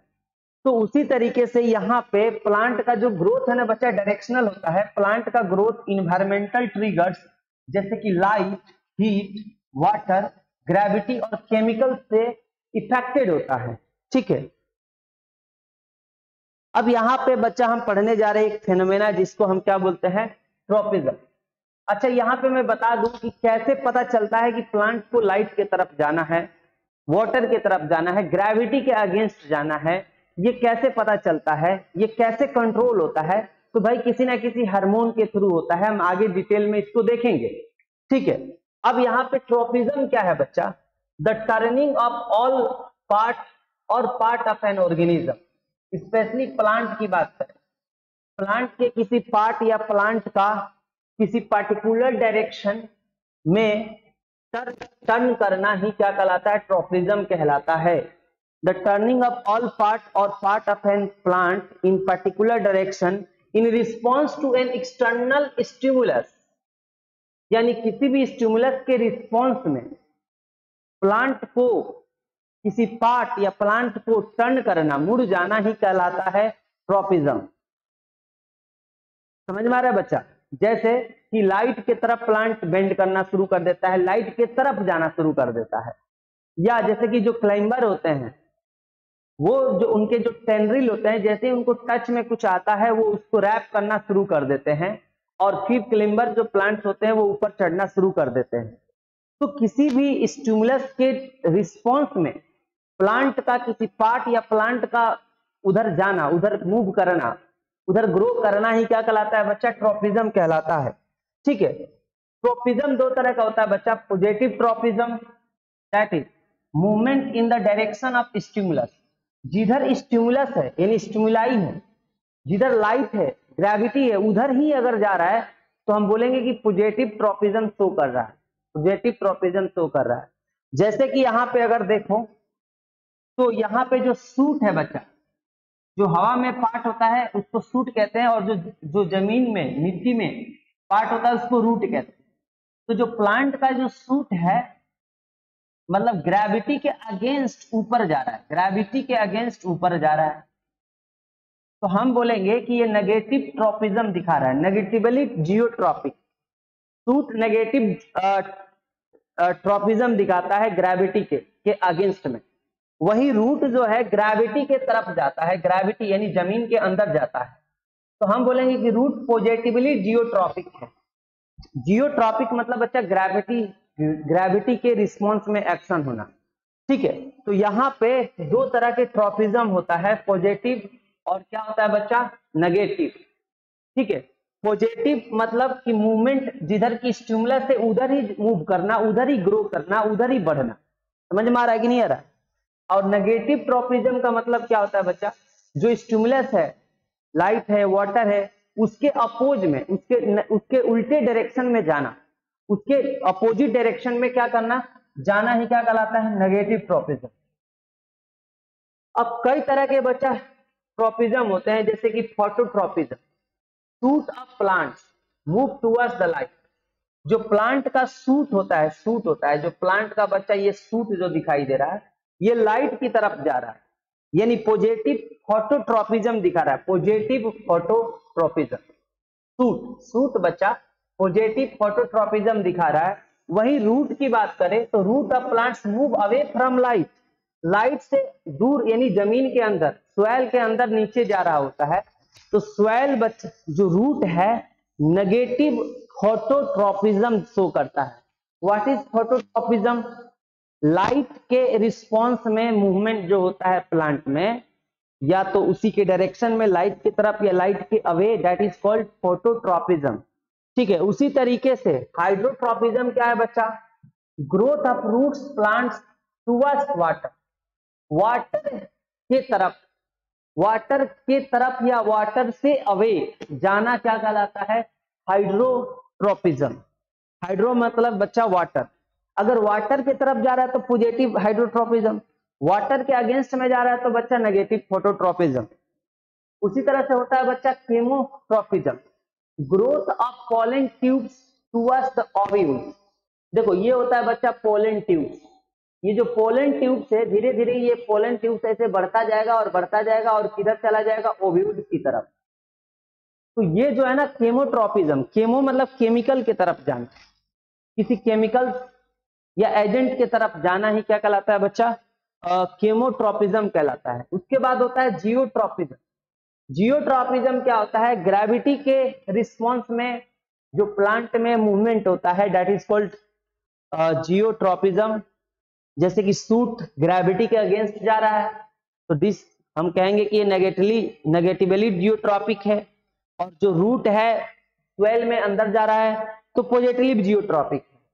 अब क्वेश्चन उठता है कि प्लांट को कैसे पता चलता है, it means that but plant में ये कैसे कंट्रोल हो रहा है कि प्लांट को लाइट की तरफ जाना है, वाटर की तरफ जाना है, ये कैसे हो रहा है। क्वेश्चन अब यहाँ पे ये बनता है कि प्लांट को कैसे पता चल रहा है कि पर्टिकुलर स्टिमुलस की तरफ या उसके अगेंस्ट में जाना है, ये कैसे कंट्रोल हो रहा है प्लांट में। नर्वस टिश्यू है नहीं कि कमांड दे रहा है, नर्वस टिश्यू तो है नहीं कि कमांड दे रहा है कि भाई जो सूट है तुम लाइट की तरफ जाओ, रूट है तुम लाइट से अवे जाओ, ऐसा तो कुछ है नहीं। तो फिर प्लांट में कैसे होता है, तो भाई प्लांट्स में बहुत सारे हार्मोन्स होते हैं, ठीक है। जैसे कि उसमें से एक हार्मोन्स दिया है ऑक्सिन हार्मोन, ये जो ऑक्सिन, तो जैसे उसमें से एक हार्मोन है बच्चा ऑक्सिन हार्मोन, उसमें से एक हार्मोन है ऑक्सिन हार्मोन। ऑक्सिन हार्मोन क्या करता है, प्लांट्स को लाइट की तरफ बेंड करवाता है, यानी प्लांट्स को लाइट की तरफ लेके जाता है। कैसे लेके जाता है, तो लिखा है कि when growing plants detect light, जब प्लांट्स ग्रो करता है और उस पर लाइट आता है तो एक हार्मोन बनता है दैट इज ऑक्सिन।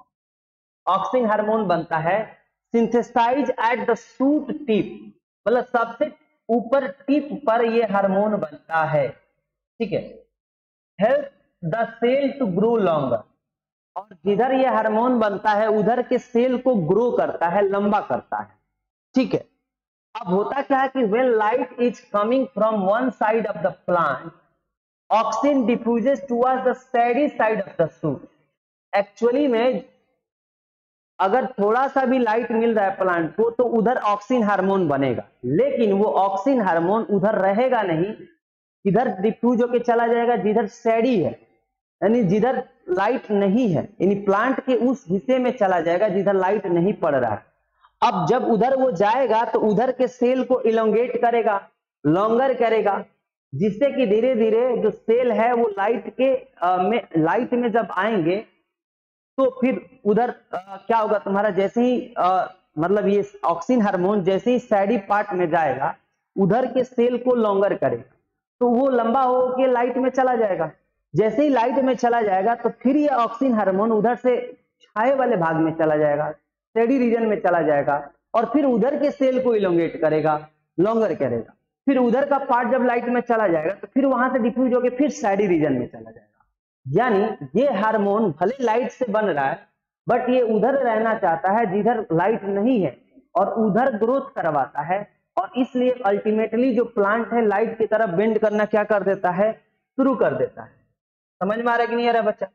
तो this concentration of oxygen stimulate the cell to grow longer on the side of the shoot which is away from the light. यानी शूट का जो हिस्सा लाइट से बाहर है उधर, जैसे कि देखो इधर लाइट आने लग गया, इधर बच्चा क्या आने लग गया, लाइट आने लग गया, तो इधर से ये हार्मोन इधर इस वाले ब्रांच में आ जाए, डिफ्यूज हो कि ये इधर आ जाएगा, इधर आ जाएगा, और इधर के सेल को इलोंगेट करेगा, लंबा करेगा। यानी ये वाला जो ब्रांच है ये लंबा होना शुरू कर देगा। अल्टीमेटली जो प्लांट है बच्चा लाइट की तरफ बेंड करना क्या कर देगा, शुरू कर देगा, और plant appear to bend towards light. तो कोई भी स्टिमुलस के तरफ प्लांट का जाना ट्रॉपिज्म कहलाता है, और ट्रॉपिज्म फेनोमेना के लिए कौन रिस्पॉन्सिबल है, तो एक particular type of hormone. Light यानी फोटोट्रॉपिज्म के लिए कौन सा हार्मोन रिस्पॉन्सिबल है बच्चा, तो ऑक्सीजन हार्मोन। उसी तरीके से जियोट्रॉपिज्म के लिए, हाइड्रोट्रॉपिज्म के लिए कोई ना कोई हार्मोन रिस्पॉन्सिबल होगा जो कि सिलेबस में नहीं दिया है। इसके अलावा प्लांट्स में कुछ और हार्मोन के बारे में जिक्र किया है, जैसे कि जिबेरेलिन हार्मोन बच्चा help in the growth of the stem. ये स्टेम के ग्रोथ को क्या करता है, प्रमोट करता है, ठीक है। एक एक लाइन दे रखा है बुक में और यही लाइन याद करना है, इससे ज्यादा एग्जाम में कभी नहीं आएगा। एनसीईआरटी से फालतू कुछ भी एग्जाम में नहीं पूछता है, 6 साल का तजुर्बा है बच्चा, ठीक है। यहाँ पे साइटोकाइनिन क्या होता है बच्चा, cytokinin promote the cell division. ये प्लांट में एक हार्मोन निकलता है जो सेल डिवीजन को प्रमोट करता है, यानी जल्दी जल्दी सेल डिवाइड करवाता है। यानी present in greater concentration in areas of rapid cell division, यानी जिधर सेल ज्यादा डिवाइड होता है उधर ये साइटोकाइनिन हार्मोन ज्यादा मात्रा में पाया जाता है। जैसे कि फ्रूट्स और सीड में, फ्रूट और सीड की तरफ अगर देखो तो उधर सेल डिवाइड हो के फ्रूट बन रहा होता है और सीड बन रहा होता है, तो उधर बहुत ज्यादा सेल डिवाइड हो रहा है, इसलिए उस रीजन में जिधर फ्रूट बन रहा है, सीड बन रहा है, उधर साइटोकाइनिन की मात्रा क्या होता है, ज्यादा पाया जाता है। उसके बाद प्लांट में बच्चा एक और हार्मोन का जिक्र किया है, that is abscisic acid. Abscisic acid क्या बच्चा, ये ग्रोथ पे रोक लगाता है, इनहिबिट्स ग्रोथ, यानी ग्रोथ पे रोक लगाता है। यानी प्लांट में जो ग्रोथ है उस पे रोक लगाने का काम कौन करता है बच्चा, एब्सिसिक एसिड। ये एक तरह का हार्मोन है। It effects include wilting of leaf. इस हार्मोन के चलते पत्ते, जो पत्ते होते हैं मुरझाने लग जाते हैं और सूखने लग जाते हैं, ठीक है। तो ये कुछ हार्मोन प्लांट में दिया है और इसी हार्मोन के थ्रू प्लांट में बच्चा कंट्रोल होता है। प्लांट में ना तो मसल्स है ना तो नर्वस टिश्यू है। तो यहाँ पे ये चैप्टर खत्म होता है। अगर ये वीडियो आपको अच्छा लगा तो इस चैनल को सब्सक्राइब करें और इस वीडियो को ज्यादा से ज्यादा शेयर करें, लाइक करें और कमेंट करें।